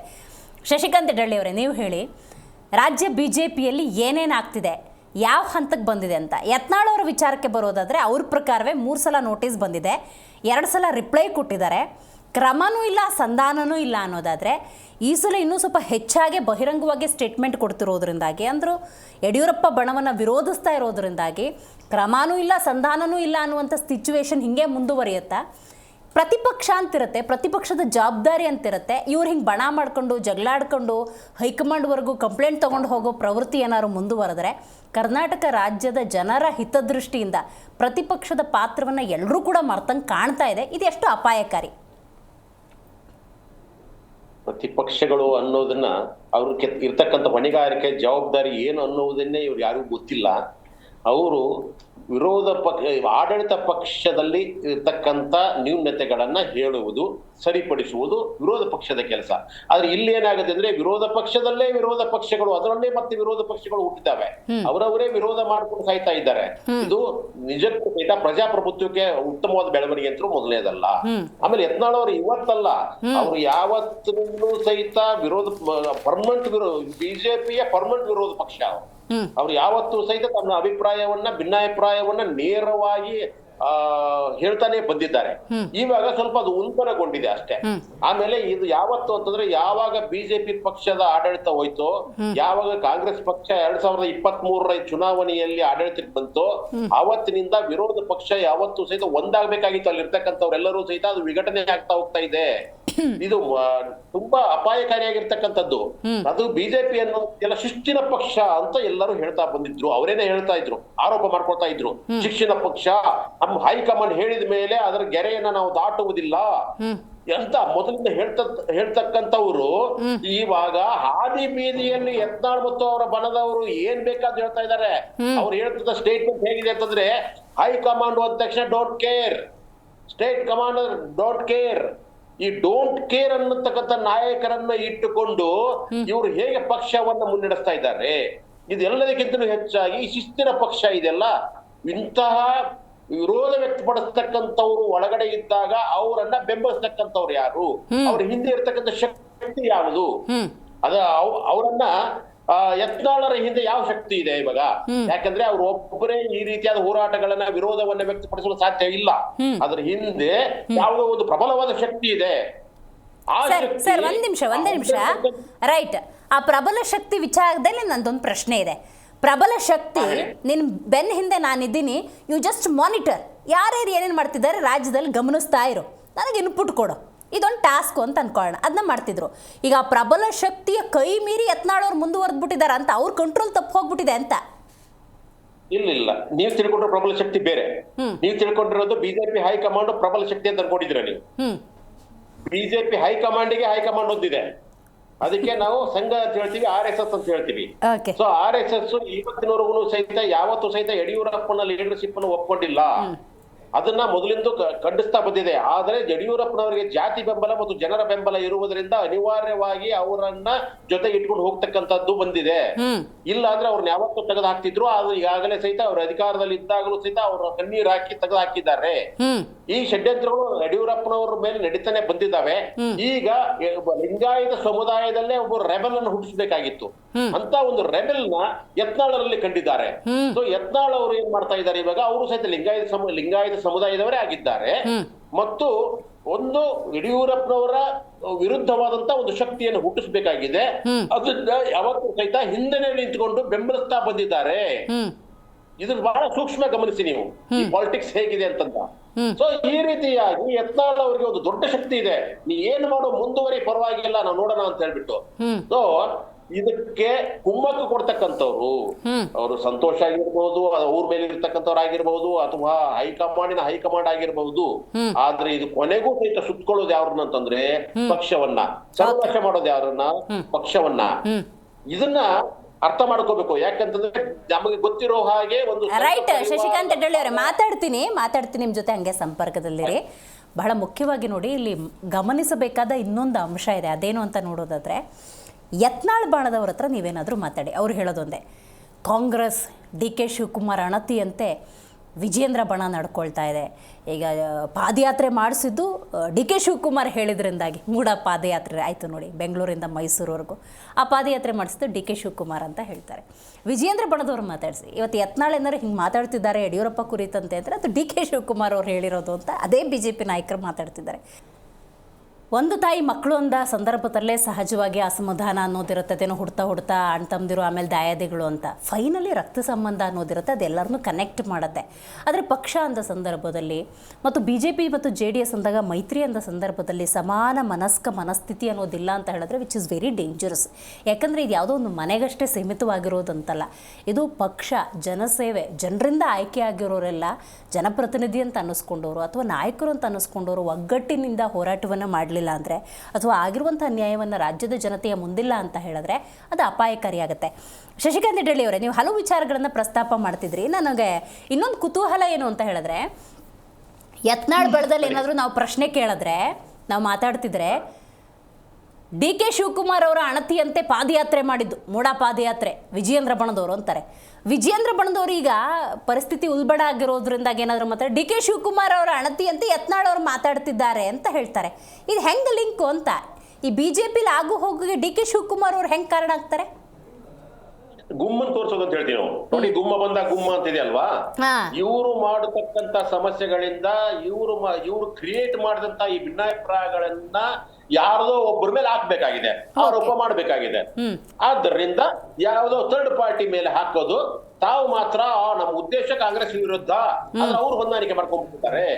ಒಟ್ಟಿನ ಮೇಲೆ ಹೈಕಮಾಂಡ್ ಏನಿದೆಯೋ, ಹೈಕಮಾಂಡ್ ಇವ್ರು ಏನ್ ಹೇಳ್ಕೊಂಡು ಮಾಡಿದ್ದಾರೆ ನೋಡಿ, ನಮ್ಮ ವಿರೋಧ ಪಕ್ಷ ಏನಿದೆಯೋ ಕಾಂಗ್ರೆಸ್ಸಿನ ಜೊತೆ ಇವ್ರು ಕೈ ಜೋಡಿಸಿದ್ದಾರೆ. ಆದ್ದರಿಂದ ಅವರನ್ನ ತೆಗೆದಾಕಿ ಅವರಿಗೆ ಪ್ರಾಮುಖ್ಯವಾದ ಸ್ಥಾನಗಳನ್ನ ಕೊಡಬೇಡಿ ಅಂತ ಹೇಳುವ ಕೆಲಸವನ್ನ, ಇದು ಇನ್ನೇನಿಲ್ಲ, ಆರೋಪ ಪ್ರತ್ಯಾರೋಪಗಳು ಒಬ್ಬರ ಮೇಲೆ ಒಬ್ರು ಹೇಳ್ತಾ ಬಂದಿದ್ದಾರೆ. ಇದರಿಂದ ಸಹಿತ ಡಿಪ್ರೆಸ್ ಆಗಿರ್ತಕ್ಕಂಥ, ಹತಾಶ ಆಗಿರ್ತಕ್ಕಂಥ ಕಾರ್ಯಕರ್ತರು ಇಲ್ಲಿ. ಎಕ್ಸಾಕ್ಟ್ಲಿ, ಹೌದು, ಕಾರ್ಯಕರ್ತರು ತುಂಬಾ ಡಿಪ್ರೆಸ್ ಆಗೋಗ್ಬಿಟ್ಟಿದ್ದಾರೆ. ಇದೇನಪ್ಪ, ಇವ್ರಿಗೋಸ್ಕರ ನಾವು ಮನೆ ಮಠ ಬಿಟ್ಬಿಟ್ಟು ಹಗಲು ರಾತ್ರಿ ಓಡಾಡಿ ಇವ್ರಿಗೋಸ್ಕರ ಕ್ಯಾಂಪೇನ್ ಮಾಡಿದೀವಿ, ಎಲ್ಲಾ ಮಾಡಿದೀವಿ, ಆದ್ರೆ ಇವರೇ ಕಿತ್ತಾಡ್ತಿದಾರಲ್ಲ ನಾಯಕರು ಅಂತ ಅವರು ಡಿಪ್ರೆಸ್ ಆಗಿ ಬೇಜಾರಾಗೋಗ್ಬಿಟ್ಟಿದ್ದಾರೆ. ಕರೆಕ್ಟ್. ನಾನು ಅವುಗಳನ್ನು ಸ್ವಲ್ಪ ಈ ನಾಯಕರನ್ನು ಯೋಚನೆ ಮಾಡ್ಬೇಕು. ನಾಯಕರು ತಮ್ಮ ಸ್ವಾರ್ಥವನ್ನು ಬಿಟ್ಟು ಪಕ್ಷ ಕಟ್ಟಬೇಕು. ವ್ಯಕ್ತಿ ಮುಖ್ಯ ಅಲ್ಲ, ಪಕ್ಷ ಅನ್ನೋವರೆಗೂ ಸಹಿತ ಇವರು ಯಾರು ಉದ್ಧಾರ ಆಗೋದಿಲ್ಲ. ರೈಟ್ ಸರ್, ಮಾತಾಡ್ತೀನಿ. ಅದೇ ಪ್ರಶ್ನೆ ನಿಮಗೆ. ಈಗ DK ಶಿವಕುಮಾರ್ ಅಂದ ಸಂದರ್ಭದಲ್ಲಿ ಪಕ್ಷ ಸಂಘಟನೆ, ಚುನಾವಣಾ ಚಾಣಕ್ಯ ಅಂತ ಕಾಂಗ್ರೆಸ್ಸಿಗೆ ಫೈಟ್ ಮಾಡಿದ್ರೆ ಓಕೆ. ಈಗ ಯತ್ನಾಳ್ ಅವರು ವಾದ ಮಾಡೋದು ವಂಶವಾದದ ಬಗ್ಗೆ, ಕುಟುಂಬ ರಾಜಕಾರಣದ ಬಗ್ಗೆ, ಯಾಕೆ ನಾನು ಧ್ವನಿ ಎತ್ತಬಾರ್ದ, ಅಡ್ಜಸ್ಟ್ಮೆಂಟ್ ಪಾಲಿಟಿಕ್ಸ್ ಬಗ್ಗೆನೂ ಮಾತಾಡ್ತಿದ್ದಾರೆ, ಆಗಾಗ ಧ್ವನಿ ಎತ್ತಿದ್ದಾರೆ. ಹಾಗಾಗಿ ನಂದು ಅದೇ ಪ್ರಶ್ನೆ ಅಂತ ಹೇಳಿದ್ರೆ ನಾನು ಅದಕ್ಕೆ ಆ್ಯಡ್ ಮಾಡ್ತೇನೆ.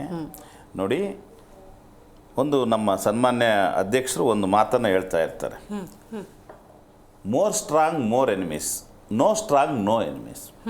ಸೊ ಇಲ್ಲಿ ಅವರು ಯಾಕೆ ಡಿ ಕೆ ಶಿವಕುಮಾರ್ ಅವ್ರ ಮೇಲೆ ಯತ್ನಾಳ್ ಅವರು ಮಾತನಾಡಿದ್ರು ಕೂಡ ಡಿ ಕೆ ಶಿವಕುಮಾರೇ ಯತ್ನಾಳ್ ಅವ್ರಿಗೆ ಹೇಳ್ಕೊಟ್ಟು ಮಾತಾಡಿಸ್ತಾರೆ ಅಂತ ಹೇಳ್ತಾರೆ ಅಂತ ಹೇಳಿದ್ರೆ ಈ ಕಾರಣಕ್ಕೋಸ್ಕರ.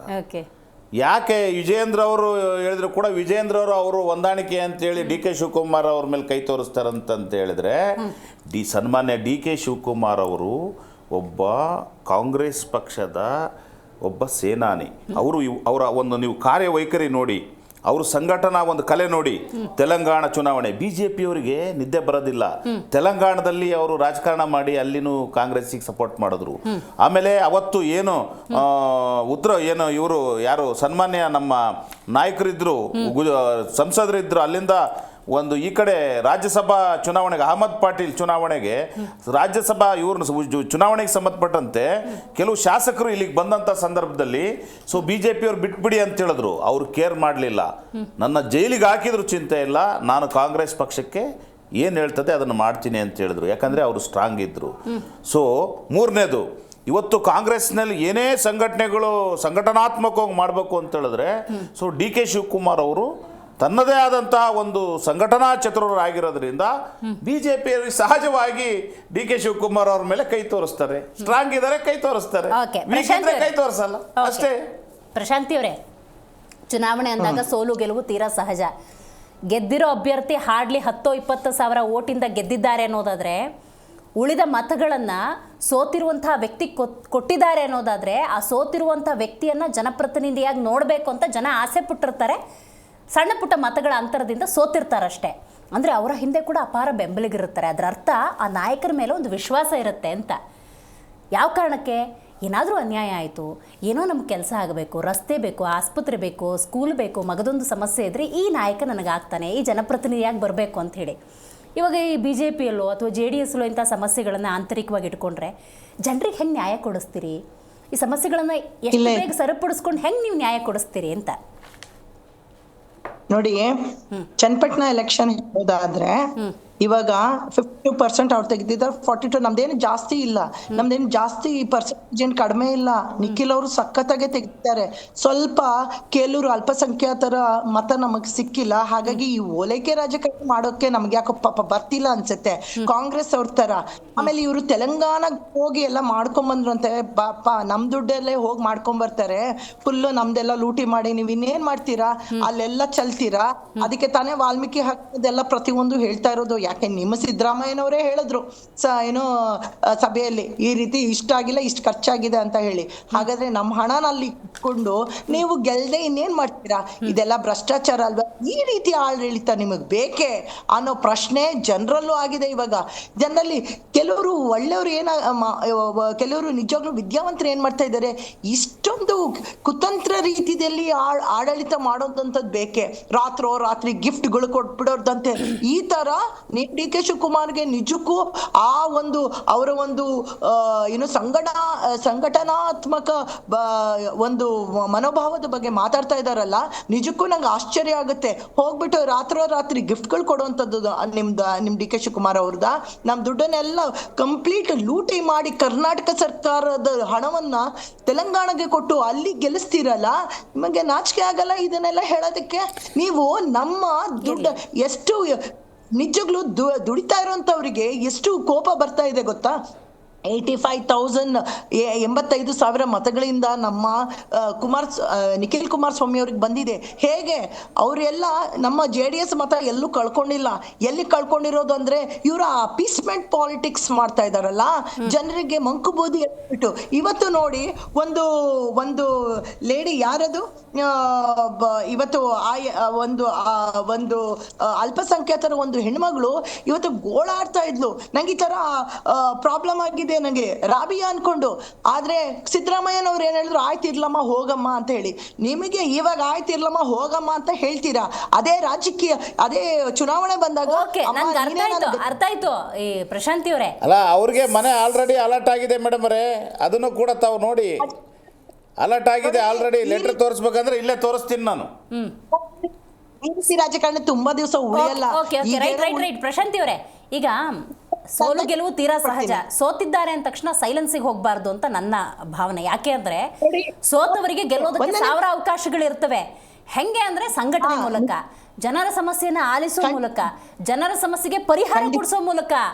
ಹಾಗಾಗಿ ನಿಖಿಲ್ ಕುಮಾರಸ್ವಾಮಿ ಅವರೇ ಇರ್ಬೋದು, ಕೇಂದ್ರ ಸಚಿವರಾಗಿರುವಂಥ HD ಕುಮಾರಸ್ವಾಮಿ ಅವರೇ ಆಗಿರಬಹುದು, ಅಥವಾ BJP ನಾಯಕರು ನಿಮ್ಮ ಜೊತೆ ಕೈ ಜೋಡಿಸಿರೋದ್ರಿಂದಾಗಿ ಹೆಂಗೆ ನಿಂತ್ಕೋತೀರಿ, ಯಾವಾಗ ನಿಂತ್ಕೋತೀರಿ? ನಮ್ಮಲ್ಲಿ ನೀವು ನಿಖಿಲ್ ಅವರ ಮಾತುಗಳು, ಅವರು ಒಂದು ಪತ್ರಗಳು ನೋಡಿಬಹುದು ಎಂತ ಯಾವ ರೀತಿಯಾದ ಪ್ರಬುದ್ಧತೆ ಬಂದಿದೆ ಅಂತ ಹೇಳಿ. ಕಾಂಗ್ರೆಸ್ ಅವರಿಗೆ ಇನ್ನ ಅವ್ರ ಹುಟ್ಟು ಜನ್ಮದಲ್ಲಿ ಆ ರೀತಿ ಬರೋದಿಲ್ಲ. ಕಾರಣ ಏನಂತ ಹೇಳಿದ್ರೆ ಅವರು ಒಂದು ಗೆಲುವನ್ನ ಅವರು ಖುಷಿ ಆ ಸಂಭ್ರಮನೇ ಮಾಡ್ಕೊಂಡಿಲ್ಲ, ಬರೀ ಟೀಕೆ ಮಾಡೋದ್ರಲ್ಲೇ ಉಳ್ಕೊಂಡ್ರು, ಆ ಸಂಭ್ರಮ ಆಚರಿಸ್ಲಿಲ್ಲ. ಯಾಕಂತ ಹೇಳಿದ್ರೆ ನಿಖಿಲ್ ಸೋತ್ರು ಕೂಡ ಆ ಭಯ ಅವರ ಮುಖದಲ್ಲಿ ಕಾಣಿಸ್ತಾ ಇತ್ತು. ಅವ್ರಿಗೆ ಮುಂದಿನ ದಿನಗಳು ಹೇಗಪ್ಪ ಅಂತ ಹೇಳ್ಬಿಟ್ಟು, ಅದಕ್ಕೆ ಆ ಟೀಕೆಗಳು ನೋಡಿದಿರಲ್ಲ ಸ್ವಲ್ಪ ಯೋಗೇಶ್ವರ್ ಅವರಿಂದ ನಾನು ಕೊಂಡ್ಕೊಂಡ್ಬಿಡ್ತೀನಿ ಇಷ್ಟು ಜನನ, ಅವ್ರ ಒಳ್ಳೇದ ಆ ರೀತಿಯಾದ ಅದೇ ಹೇಳೋದು. ಮುಖಂಡರು ಒಂದು ರಾಜಕೀಯ ವ್ಯಕ್ತಿಗಳಾದ್ಮೇಲೆ ಈ ಒಂದು ಪ್ರಬುದ್ಧತೆ ಬರಬೇಕು, ಯಾರಿಗೂ ಪಾಪ ಬಂದಿಲ್ಲ. ಅದೇ ರೀತಿ ಸ್ವಲ್ಪ BJP ಅವ್ರಿಗೂ ಎಲ್ಲೋ ಒಂದು ಕಡೆ ಅಸಮಾಧಾನ ಇದೆ. ನಮ್ಗಳಿಗೆ ನಾವು ಹಿರಿಯರಿದ್ದೀವಿ, ನಮಗ್ ಕೊಡಿ, ನಮಗೆ ಸ್ಥಾನಮಾನ ಕೊಡಿ, ನಮ್ಮ ರಾಜ್ಯಾಧ್ಯಕ್ಷರು ಪೋಸ್ಟ್ ಕೊಡಿ ಅಂತ ಇರುತ್ತೆ. ಎಲ್ಲೋ ಒಂದು ಕಡೆ ಅದು ಇರೋದ್ರಿಂದ ಈ ಒಂದು ಬಣದ ಒಂದು ಕಿತ್ತಾಟ ಜನರ ಮುಂದೆ ಇಟ್ಬಿಟ್ಟಿದ್ದಾರೆ. ಆದ್ರೆ ಕಾಂಗ್ರೆಸ್ ಅವರು, ಅದೇ ನಾನು ಹೇಳ್ತಾ ಇರೋದು, ಅವರು ಜನರ ಹಿಂದೆ ಇಟ್ಟಿ ಒಳಗಡೆ ಏನ್ ನಡೀತಾ ಅಂತ ಇರೋದು ಕಾರ್ಯಕರ್ತರಿಂದ ನಾವು ತಿಳ್ಕೊಂಡಿದೀವಿ. ಒಳಗಡೆ ಯಾವ ರೀತಿ ಕಾಂಗ್ರೆಸ್ ಬಣ ಕಿತ್ತಾಟ ಆಡ್ತಾ ಇದೆ. ಇವತ್ತು ಸಿದ್ದರಾಮಯ್ಯನವರ ಬಗ್ಗೆನೆ DK ಶಿವಕುಮಾರ್ ಅವರ ತಾಯಿ ಹೇಳಿದ್ದಾರೆ, ಒಳಗಡೆನೆ ಕುಯ್ಯೋ ಬುದ್ಧಿ ಇದೆ ಅಂತ ಹೇಳ್ಬಿಟ್ಟು. ಯೋಚನೆ ಮಾಡಿ. ಸೊ ಅವರಿಂದ ಏನು ಕಲಿಬೇಕಾಗಿಲ್ಲ. BJP ಅವರು ಆಗ್ಲಿ JDS ಅವರು ಈ ಕಾಂಗ್ರೆಸ್ ಪರ ಅವ್ರು ಹೇಳೋದ್ರಿಂದ ಅವರಿಂದ ನಾವು ಪಾಠ ಕಲಿಬೇಕಾಗಿಲ್ಲ. ಅವರಲ್ಲೇ ತಿದ್ದುಕೊಂಡು ಅವ್ರು ಸರಿ ಆದ್ರೆ ಸಾಕು. ಈ ರೀತಿ ಅವ್ರು ಹೇಳಕ್ಕೆ ರೈಟ್, ಗೊತ್ತಾಯ್ತು ಪ್ರಶಾಂತ್ ಅವರೇ. ಓಕೆ ರೈಟ್ ಶಶಿಕಾಂತ್ ಡಳ್ಳಿ ಅವರೇ, ಈಗ ಬಣ ಅನ್ನೋದು, ಅಸಮಾಧಾನ ಅನ್ನೋದು ಯಾವ ಪಕ್ಷವನ್ನು ಬಿಟ್ಟಿರೋದಿಲ್ಲ, ತೀರಾ ಸಹಜವಾಗಿ ಎಲ್ಲ ಪಕ್ಷದಲ್ಲೂ ಇದ್ದೇ ಇರುತ್ತೆ. BK ಹರಿಪ್ರಸಾದ್ ಅವರು ಬಹಳ ಮಾತಾಡ್ತಿದ್ರು, ನೋಟಿಸ್ ಕೊಟ್ಟರು, ಕರೆದ್ರು, ಮಾತುಕತೆ ನಡೆಸಿದ್ರು, ಸೈಲೆಂಟ್ ಮಾಡಿದ್ರು. ಸೊ ಅಂಥ ಒಂದು ಎದೆಗಾರಿಕೆ ಬೇಕಾಗುತ್ತೆ ಹೈಕಮಾಂಡ್ ಅಂದ ಸಂದರ್ಭದಲ್ಲಿ. ಬಟ್ ಯತ್ನಾಳ್ ವಿಷಯದಲ್ಲಿ ಹೈಕಮಾಂಡ್, BJP ಹೈಕಮಾಂಡ್ನ ಸೈಲೆನ್ಸ್ ಇದೆಯಲ್ಲ, ಅದನ್ನ ನಾವು ಏನಂತ ಅರ್ಥೈಸ್ಕೊಳ್ಬೇಕು ಅಂತ ಅದು ಸಹಿತ ಕನ್ಫ್ಯೂಸ್ ಅಲ್ಲಿ ಇದೆ. BJP ಹೈಕಮಾಂಡ್ ಸಹಿತ ಒಂದು ರೀತಿಯಾದಂತ ಗೊಂದಲದಲ್ಲಿದೆ. ಇವಾಗ ಅದು ಏನಾಗಿದೆ ಅಂದ್ರೆ ಯತ್ನಾಳ್ ಅವರು ಸ್ವಲ್ಪ ಬಿಸಿ ತುಪ್ಪ ಆಗ್ಬಿಟ್ಟಿದ್ದಾರೆ. ಅವರನ್ನ ಉಗುಳುವ ಹಾಗಿಲ್ಲ, ನುಂಗುವ ಹಾಗಿಲ್ಲ. ಯಾಕೆ ಅಂತಂದ್ರೆ ಅವರು ಈ ಸದ್ಯಕ್ಕದೇನೋ ಹಿಂದೂ ಫೈರ್ ಬ್ರ್ಯಾಂಡ್ ಅಂತ ಒಂದು ಇಮೇಜ್ ನ ಅವರೇ ತೆಗೆದುಕೊಂಡ್ರು, ಇವರನ್ನೇ ಕ್ರಿಯೇಟ್ ಮಾಡಿದ್ರು ಗೊತ್ತಿಲ್ಲ. ಹಿಂದೂ ಫೈರ್ ಬ್ರ್ಯಾಂಡ್ ಯಾಕಂದ್ರೆ ಈ BJPಯ ಒಂದು ಸಿದ್ಧಾಂತವೇ ಹಿಂದುತ್ವ. ಸೊ ಆದ್ದರಿಂದ ಅದನ್ನ ಅವರು ಪ್ರಮೋಟ್ ಮಾಡ್ತಾ ಇದ್ದಾರೆ. ಆದ್ದರಿಂದ ಅವ್ರನ್ನ ಏನಾದ್ರೂ ನಾವು ತೆಗೆದು ಹಾಕಿದ್ರೆ ಎಲ್ಲಿ ಹಿಂದೂಗಳ ಮತವನ್ನು ನಾವು ಕಳ್ಕೊಳ್ತೀವೋ ಅನ್ನುವ ಒಂದು ಆತಂಕ BJP ಹೈಕಮಾಂಡ್ಗಿದೆ. ಅದೇ ರೀತಿ ಅವ್ರನ್ನ ಇಟ್ಕೊಂಡ್ರು ಸಹಿತ ಕಷ್ಟನೇ. ಇಟ್ಕೊಂಡ್ರು ಸಹಿತ ಅವರು ಯಾವತ್ತೂ ಸಹಿತ ಎಲ್ಲಾನು ಏನು ನಮ್ಮ ಇವ್ರ BJP ರಾಜ್ಯಾಧ್ಯಕ್ಷರು ಅಥವಾ ಯಡಿಯೂರಪ್ಪನವರು ಅಥವಾ ಈ ಸಾಧ್ಯ ಆದ್ರೆ ಹೈಕಮಾಂಡ್ ಸಹಿತ ಬಯಕ್ ಶುರು ಮಾಡ್ತಾರೆ ಅವರು. ಓಕೆ, ಇನ್ನೊಂದು ವಿಚಾರ ಸರ್, ಹಂಗೆ ಟೈಮ್ ಕಮ್ಮಿ ಇರೋದ್ರಿಂದ ಇನ್ನೊಂದು ಇನ್ಪುಟ್ ನಿಮ್ಮ ಹತ್ರ ತಗೊಂಡ್ಬಿಡ್ತೀನಿ.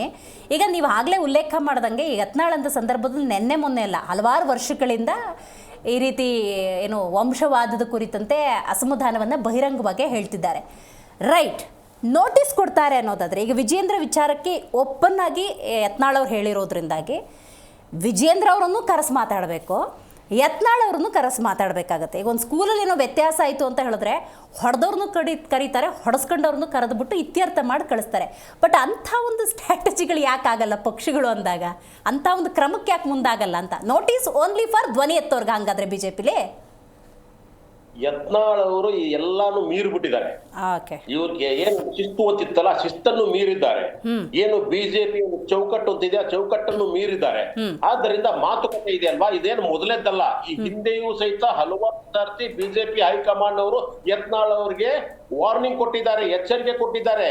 ಯಾವತ್ತೂ ಸಹಿತ BJP ನಾಯಕರ ವಿರುದ್ಧ ಮಾತಾಡಬೇಡಿ ಅಂತ ಹೇಳಿದ್ದಾರೆ.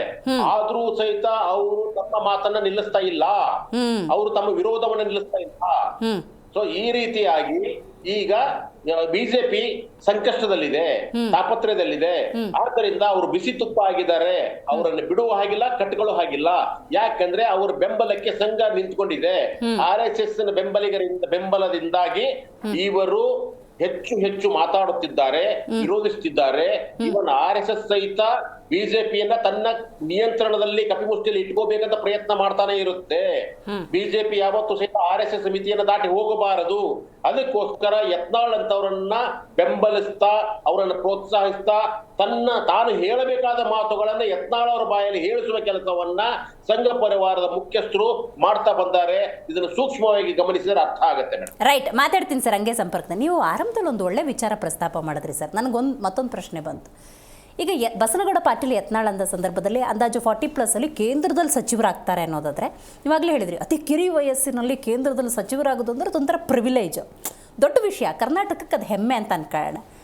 ಈಗ ಅದೇ ವಿಜಯೇಂದ್ರ ವಿಷಯಕ್ಕೆ ಬರೋದಾದರೆ 49 ರಾಜ್ಯಾಧ್ಯಕ್ಷರಾಗಿದ್ದಾರೆ, ಆಕ್ಸೆಪ್ಟ್ ಮಾಡ್ಬೋದಲ್ಲ. ವೈ ಈ ಥರ ಬಹಿರಂಗವಾಗಿ ಹೇಳಿಕೆ ಕೊಡ್ತಾರೆ ಅನ್ನೋ ಅವ್ರ ವಿಷಯದಲ್ಲಿ ಆಕ್ಸೆಪ್ಟೆಡ್, ಹೆಮ್ಮೆ ಪಡ್ತಾರೆ. ಬಟ್ ಇವ್ರ ವಿಷಯದಲ್ಲಿ ಈ ಥರ ಅಂದರೆ ಯಾವ ಕಾರಣಕ್ಕೆ ಥರ ಅಂದರೆ ಅವ್ರು ಹೇಳ್ತಕ್ಕಂಥದ್ದು ಮೋಸ್ಟ್ಲಿ ಬಹುಶಃ ಯತ್ನಾಳ್ ಅವರ ಒಂದು ವರ್ಷನ್ ಅವ್ರದ್ದು ಏನಿದೆ ಅಂತ ಹೇಳಿದ್ರೆ, 49ನೇ ವರ್ಷಕ್ಕೆ ನೀವು ಏನು ಒಂದು ಪಕ್ಷದ ಒಂದು ಯಾವ ನಾಯಕತ್ವದಲ್ಲಿ ಅವರು ಹೋರಾಟ ಮಾಡಿದ್ರು, ನನ್ನ ರೀತಿಯಲ್ಲಿ ಹೋರಾಟ ಮಾಡಿದ್ರ, ನಾನು ಅವತ್ತೇ ಕೇಂದ್ರ ಸಚಿವ ಆಗಿದ್ದೆ. ಸೊ ನನ್ನನ್ನು ಯಾಕೆ BJP ಇವ್ರು ಕನ್ಸಿಡರ್ ಮಾಡ್ಬೇಕಾರೆ, ಯಾವುದು ಲಿಂಗಾಯತರ ನಾಯಕರು ಅಥವಾ ಈಗ ಉದಾಹರಣೆಗೆ ವಿರೋಧ ಪಕ್ಷದ ನಾಯಕರು. ಸೊ ಹಾಗಾದ್ರೆ ನಾನು ವಿರೋಧ ಪಕ್ಷದ ನಾಯಕರು ಮಾಡ್ಬೋದಿತ್ತಲ್ವಾ, ಅವತ್ತೇ ನಾನು 40 ವರ್ಷಕ್ಕಾಗಿದ್ದೀನಿ. ಆಮೇಲೆ ರಾಜ್ಯಾಧ್ಯಕ್ಷರು ನನಗೆ ಮಾಡ್ಬೋದಿತ್ತಲ್ವಾ, ನಾನು ಅವತ್ತೇ ಆಗಿದ್ದೀನಿ ಅಂದ್ರೆ ಇವತ್ತೇ ಆಗಿದ್ದೀನಿ. ನನ್ನಲ್ಲಿ ಯಾವ ಕ್ವಾಲಿಫಿಕೇಶನ್ ಕಡಿಮೆ ಇದೆ, ನಾನು ಹೋರಾಟಗಾರ ಅಲ್ವಾ, ಅನುಭವ ಇಲ್ವಾ? ಯಡಿಯೂರಪ್ಪನವರು 45 ಇಯರ್ಸ್ಗೆ ಅನ್ಸುತ್ತೆ ರಾಜ್ಯಾಧ್ಯಕ್ಷ ಸ್ಥಾನವನ್ನು ಅಲಂಕರಿಸಿದ್ದು. ಅಲ್ಲ, ಇದು ಸೇಕ್ ಆಫ್ ಆರ್ಗ್ಯುಮೆಂಟ್ ಹೇಳಿದೆ. ಅವ್ರ ವರ್ಷನ್ ಈ ತರ ಇದೆ.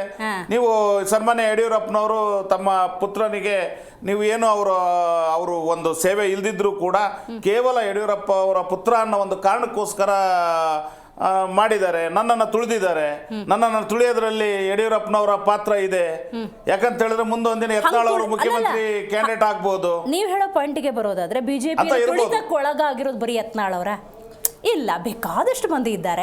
ಅವರೆಲ್ಲರೂ ಧ್ವನಿ ಎತ್ತಬೋದಿತ್ತಲ್ಲ ಹಂಗಾದ್ರೆ? ಅಲ್ಲ, ಅವರೆಲ್ಲರೂ ಧ್ವನಿ ಎತ್ತಬಹುದು ಅಂದ್ರೆ ಅದು ಅವರ ಒಂದು ಪಕ್ಷದಲ್ಲಿ ಅವರು ಯತ್ನಾಳ್ ಅವ್ರಿಗೆ ಅವ್ರ ಹತ್ರ ಏನೋ ಒಂದು ಅಸ್ತ್ರ ಇದೆ, ಆ ಅಸ್ತ್ರ ಇಟ್ಕೊಂಡು ಅವರು ಇಷ್ಟೆಲ್ಲ ಮಾತಾಡ್ತಿದ್ದಾರೆ. ಅದಕ್ಕೆ ಈ BJP ಅವರು ಯಾರು ಅವ್ರ ಮೇಲೆ ಒಂದು ಕ್ರಮ ತಗೊಳ್ತಾ ಇಲ್ಲ, ತಗೊಳಕ್ ಆಗೋದು ಇಲ್ಲ. ಏನು ಸನ್ಮಾನ್ಯ ರಾಜಕೀಯ ವಿಶ್ಲೇಷಕರು ಬಹಳ ಅದ್ಭುತವಾಗಿ ಕೆಲವು ವಿಚಾರಗಳನ್ನು ಹೇಳಿದ್ರು. ಏನಂತ, ಅವ್ರ ಹಿಂದಿರ್ತಕ್ಕಂಥದ್ದು ಏನು RSS, BJP ಹಿಂದಿರ್ತಕ್ಕಂಥ RSS ಅವ್ರ ಹಿಂದಿದೆ, ಈ ರೀತಿಯ ಒಂದು ಸೂಕ್ಷ್ಮತೆ ಇದೆ. ಹಾಗಾಗಿ ಅವ್ರನ್ನ ಯಾರು ಏನು ಮಾಡಕ್ ಆಗ್ತಾ ಇಲ್ಲ. ಸೊ ಈ ರೀತಿಯ ಅಂಶಗಳೆಲ್ಲ ಇರೋದ್ರಿಂದ ಸೊ ಅವ್ರ ಮೇಲೆ ಕ್ರಮ ಆಗದೆ ಇರ್ಬೋದು. Right sir. ಶಶಿಕಾಂತ್ ಸರ್, ಇದೇ ಪ್ರಶ್ನೆ ನಿಮ್ಗೂ ಕೂಡ. ಈಗ ಅಂದಾಜು 40+ ಇದ್ದ ಸಂದರ್ಭದಲ್ಲಿ ಕೇಂದ್ರದಲ್ಲಿ ಸಚಿವರಾಗ್ತಾರೆ ಯತ್ನಾಳ್ ಅವರು. 49 ಇದ್ದಾಗ ವಿಜಯೇಂದ್ರ ಅವರು ರಾಜ್ಯಾಧ್ಯಕ್ಷ ಸ್ಥಾನದಲ್ಲಿ ಕುತ್ಕೋಬಾರ್ದು ಅನ್ನೋದಾದ್ರೆ, ಅಂದಾಜು 45, 46 ಯಡಿಯೂರಪ್ಪನವರು ರಾಜ್ಯಾಧ್ಯಕ್ಷ ಸ್ಥಾನದಲ್ಲಿ ಕುತ್ಕೊಂಡಿರ್ತಾರೆ ಅನ್ನೋದಾದ್ರೆ, ವೈ ಈಸ್ ನಾಟ್ ಅಕ್ಸೆಪ್ಟಿಂಗ್? ಯಾಕದನ್ನು ಒಪ್ಕೊಳ್ತಾ ಇಲ್ಲ? ಯಾಕಂದ್ರೆ ಅಷ್ಟೊಂದು ಸೀನಿಯರ್ಸ್ ಲೀಡರ್ಸ್ ಗಳು ಇದ್ದಾಗ ಯಾರೋ ಒಬ್ಬ ಜೂನಿಯರ್ನ ಕರ್ಕೊಂಡು ಬಂದ್ಬಿಟ್ಟು ನಮ್ ತಲೆ ಮೇಲೆ ನೀವು ಹೇರ್ತಿರಲ್ಲ ಅನ್ನುವ ಒಂದು ಆತಂಕ ಕಾಡ್ತಾ ಇದೆ. ಈಗ ನಾನು ಇಷ್ಟು ದಿವಸ ಹೋರಾಟ ಮಾಡ್ಕೊಂಡು ಬಂದಿದ್ದೀನಿ, ನಾನು ಒಂದು ನನ್ನ ಪ್ರಭಾವಲಯವನ್ನ ಬಳಸ್ಕೊಂಡಿದ್ದೇನೆ, ಹೈಕಮಾಂಡ್ಗೆ ನಾನು ಹತ್ರ ಆಗಿದ್ದೇನೆ. ಸೊ ನನಗೋಸ್ಕರ ಒಂದು ಫಾಲೋವರ್ಸ್ ಇದ್ದಾರೆ, ಕಾರ್ಯಕರ್ತರಿದ್ದಾರೆ. ಇಂಥ ಸಂದರ್ಭದಲ್ಲಿ ಏನೋ ಒಂದು ಹೋರಾಟ ಮಾಡದೇ ಇರ್ತಕ್ಕಂಥ ಅಷ್ಟು ದೊಡ್ಡ ಅನುಭವ ಇಲ್ಲದಂತ ಒಬ್ಬನ ಬರೀ ಯಡಿಯೂರಪ್ಪರ ಮಗ ಅನ್ನೋ ಕಾರಣಕ್ಕಾಗಿ ಕರೆದುಕೊಂಡು ಬಂದು ರಾಜ್ಯಾಧ್ಯಕ್ಷನನ್ನಾಗಿ ಮಾಡಿ ಅವನು ಹೇಳಿದ ಹಾಗೆ ನೀವು ಕೇಳಿ, ಅವನು ಹೋರಾಟ ರೂಪಿಸ್ತಾ ನೀವು ಬನ್ನಿ ಅಂತ ಹೇಳುವುದನ್ನ ಈ ಹಿರಿಯ ಮನಸ್ಸುಗಳಿದಾವಲ್ಲ, ಇವರು ಒಪ್ಪಕ್ಕೆ ರೆಡಿ ಇಲ್ಲ, ಸಿದ್ಧವಾಗಿಲ್ಲ. ಆದ್ದರಿಂದ ಅಲ್ಲಿರ್ತಕ್ಕಂಥವ್ರು ಎಲ್ಲರೂ ಗಮನಿಸಿ, ನೀವು ಯಾರು ಯತ್ನಾಳ್ ಆಗಿರ್ಬಹುದು, ರಮೇಶ್ ಜಾರಕಿಹೊಳಿ ಆಗಿರ್ಬಹುದು, ಇವರೆಲ್ಲರೂ ಸಹಿತ ಸರ್ ಇದೇ ಪಾಯಿಂಟ್ ನ ಅಕ್ಸೆಪ್ಟ್ ಮಾಡೋದಾಗಿದ್ದಿದ್ರೆ ಯತ್ನಾಳ್ ಅವರ ಹಿಂದೆ ಅಸಮಾಧಾನಿತರ ಸಂಖ್ಯೆ 100-150 ಇರ್ಬೇಕಿತ್ತೇನೋ. ಒಂದು ಹಾರ್ಡ್ಲಿ 10-11 ಜನ ಇದ್ದಾರೆ. ಅಲ್ಲ, ಈಗ ಬರ್ತಾ ಅವರೇ ನಿನ್ನೆ ಹೇಳಿದ್ರಲ್ಲ ಕಾನ್ಫಿಡೆಂಟ್ ಆಗಿ ಎಲ್ಲರೂ ಬರ್ತಾರೆ, ಬರೀ ಯಡಿಯೂರಪ್ಪ ಮಗ ಮಾತ್ರ ಇಬ್ರು ಉಳಿಯುತ್ತಾರೆ, ಇಡೀ ಪಕ್ಷವೇ ನನ್ನ ಜೊತೆಗಿರುತ್ತೆ ಅಂತ ಯತ್ನಾಳ್ ಅವರೇ ನಿನ್ನೆ ಹೇಳಿದ್ರಲ್ವಾ.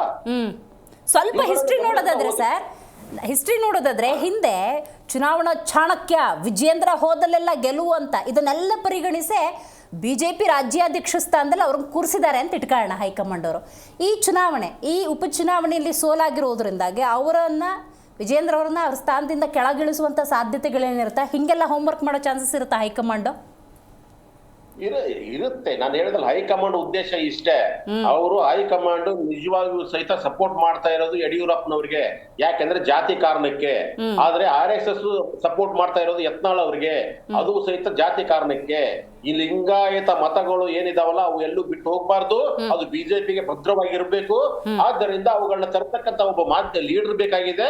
ಆದ್ದರಿಂದ ವಯಸ್ಸಾಗಿದೆ ಯಡಿಯೂರಪ್ಪನವರಿಗೆ, ಇನ್ಮೇಲೆ ಅವರಿಗೆ ಆ ರೀತಿಯಾದಂತ ಒಂದು ತಾಕತ್ ಇಲ್ಲ, ಆಮೇಲೆ ಅಷ್ಟು ಯೋಗ್ಯತೆಯೂ ಸಹಿತ ಅವ್ರ ಮಗನಿಗಿಲ್ಲ. ಆದ್ರಿಂದ ಇನ್ನೊಬ್ಬ ಫೈರ್ ಬ್ಯಾಂಡ್ ನ ತಗೊಂಡ್ಬರ್ಬೇಕು ಅಂತ ಪ್ರಯತ್ನ ಮಾಡ್ತಾ ಇದ್ದಾರೆ. ಇವಾಗ ಗಮನಿಸಿ ನೀವು, ಯಾರು ಹಿಂದುತ್ವ ಅಂತ ಹೇಳ್ಬಿಟ್ಟು ಹೇಳ್ತಾ ಇದ್ರು ಅವರೆಲ್ಲರೂ ಸಹಿತ ಯತ್ನಾಳ್ ಕಡೆ ಆಗಿದ್ದಾರೆ ಇವಾಗ. ಕರೆಕ್ಟ್. ಯಾರು ಲಿಂಗಾಯತರು ಯಡಿಯೂರಪ್ಪ ಅಂತ ಹೇಳ್ತಾ ಇದ್ರು ಅವ್ರು ಯಡಿಯೂರಪ್ಪ ಪರವಾಗಿದ್ದಾರೆ. ಆದ್ದರಿಂದ ಇಲ್ಲಿ ಸ್ಪಷ್ಟವಾಗಿ 2 ಡಿವಿಷನ್ ಆಗಿದೆ. ಮೂರು ಸಾರು ಮೂರು, ಒಂದು ಸಂತೋಷ್ ಬಣ, ಒಂದು ಯಡಿಯೂರಪ್ಪನವ್ರ ಬಣ, ಇನ್ನೊಂದು ಯತ್ನಾಳ್ ಅವ್ರ ಬಣ.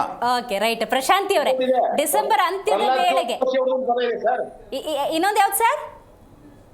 ಪ್ರಹ್ಲಾದ್ ಜೋಶಿ. ಪ್ರಹ್ಲಾದ್ ಜೋಶಿ ಅವ್ರ ಬಣ, 4 ಬಣ. ಒಟ್ಟು ಈ 4 ಬಣದಲ್ಲಿ ಕರ್ನಾಟಕ ಅವ್ರೇನು ವಿರೋಧ ಪಕ್ಷವಾಗಿ ಅವರು 4 ದಿಕ್ಕಿಗೆ ಹೋಗಿ ಸೇವೆ ಮಾಡಬೇಕು, ಸೊ ಅದರಲ್ಲಿ ವಿಫಲರಾಗಿದ್ದಾರೆ ಅಂತ ಹೇಳ್ಬೋದು. ಪ್ರಶಾಂತಿ ಅವರೇ, ಡಿಸೆಂಬರ್ ಅಂತ್ಯದ ವೇಳೆಗೆ ಕ್ಯಾನ್ ವಿ ಎಕ್ಸ್ಪೆಕ್ಟ್ ಎಲ್ಲವೂ ಸರಿಯಾಗುತ್ತೆ? ನೋಡಿ ಮೇಡಮ್, ಈಗ ಫಸ್ಟ್ ಆಫ್ ಆಲ್ ನಾವು ಹೇಳ್ಬೇಕಂತ ಹೇಳಿದ್ರೆ, ಇವಾಗ ಬಿಜೆಪಿ ನೋಡಿ RSS ಬಣ ಅಂತ ಹೇಳ್ತಾರೆ. RSS ಅವರು ಕೂಡ ಪ್ರಮುಖ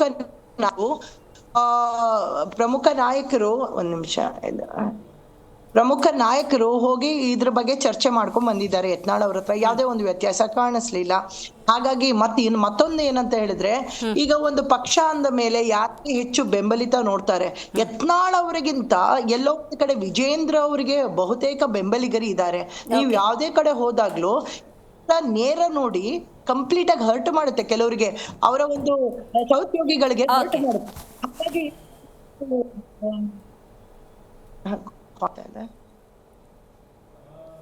ನೆಟ್ವರ್ಕ್ ಇಶ್ಯೂ ಆಗ್ತಾ ಇದೆ. Thank you so much. Okay Prashanti ಅವರೇ, ಥ್ಯಾಂಕ್ ಯು ಕಾರ್ಯಕ್ರಮದಲ್ಲಿ ಭಾಗಿಯಾಗಿದ್ದಕ್ಕಾಗಿ. ಬಾಲಕೃಷ್ಣ ಅವರೇ, thank you so much. Shashikant Edalli ಅವರು ಝೂಮ್ನಿಂದ ಕನೆಕ್ಟ್ ಆಗಿ ಮಾತಾಡಿದ್ದಕ್ಕಾಗಿ ಧನ್ಯವಾದಗಳು. ಸೊ ಒಟ್ಟಾರೆ ರಾಜ್ಯ BJP ಅಂತ ಸಂದರ್ಭದಲ್ಲಿ ಆಗ್ತಿರುವಂಥ ಅಸಮಾಧಾನಗಳನ್ನು ಸರಿಪಡಿಸಿಕೊಂಡು ಕ್ರಮನೋ ಸಂಧಾನನೋ ಮಾಡಿ ಪಕ್ಷ ಸಂಘಟನೆ ಅನ್ನೋದು ಮಾಡಿ, ಅಥವಾ ಪ್ರಬಲ ಪ್ರತಿಪಕ್ಷವಾಗಿ BJP ಮತ್ತು JDS ಜೊತೆಯಾಗಿ ಜನರಿಗೆ ನ್ಯಾಯ ಕೊಡಿಸುವಂಥ ನಿಟ್ಟಿನಲ್ಲಿ ಅಥವಾ ಸೇವೆ ಮಾಡುವಂಥ ನಿಟ್ಟಿನಲ್ಲಿ ಮುಂದೆ ಹೋಗ್ತಾರಾ, ಅಥವಾ ಹಿಂಗೆ ಬಣಗಳನ್ನು ಮಾಡಿಕೊಂಡು ಅಸಮಾಧಾನವನ್ನು ಹೆಚ್ಚು ಮಾಡಿಕೊಂಡು 66 ಅಂತಿದ್ರು 36ಕ್ಕೆ ಬಂದು ಇಳಿತಾರೋ, ಕಾಲವೇ ನಿರ್ಧರಿಸುತ್ತೆ ಅಂತ ಹೇಳ್ತಾ ಇವತ್ತಿನ ಕಾರ್ಯಕ್ರಮವನ್ನು ಮುಗಿಸೋಣ. ನೋಡ್ತಾ ಇರಿ ಜೀ ಕನ್ನಡ ನ್ಯೂಸ್, ಸತ್ಯವೇ ಸುದ್ದಿಯ ಜೀವಾಳ.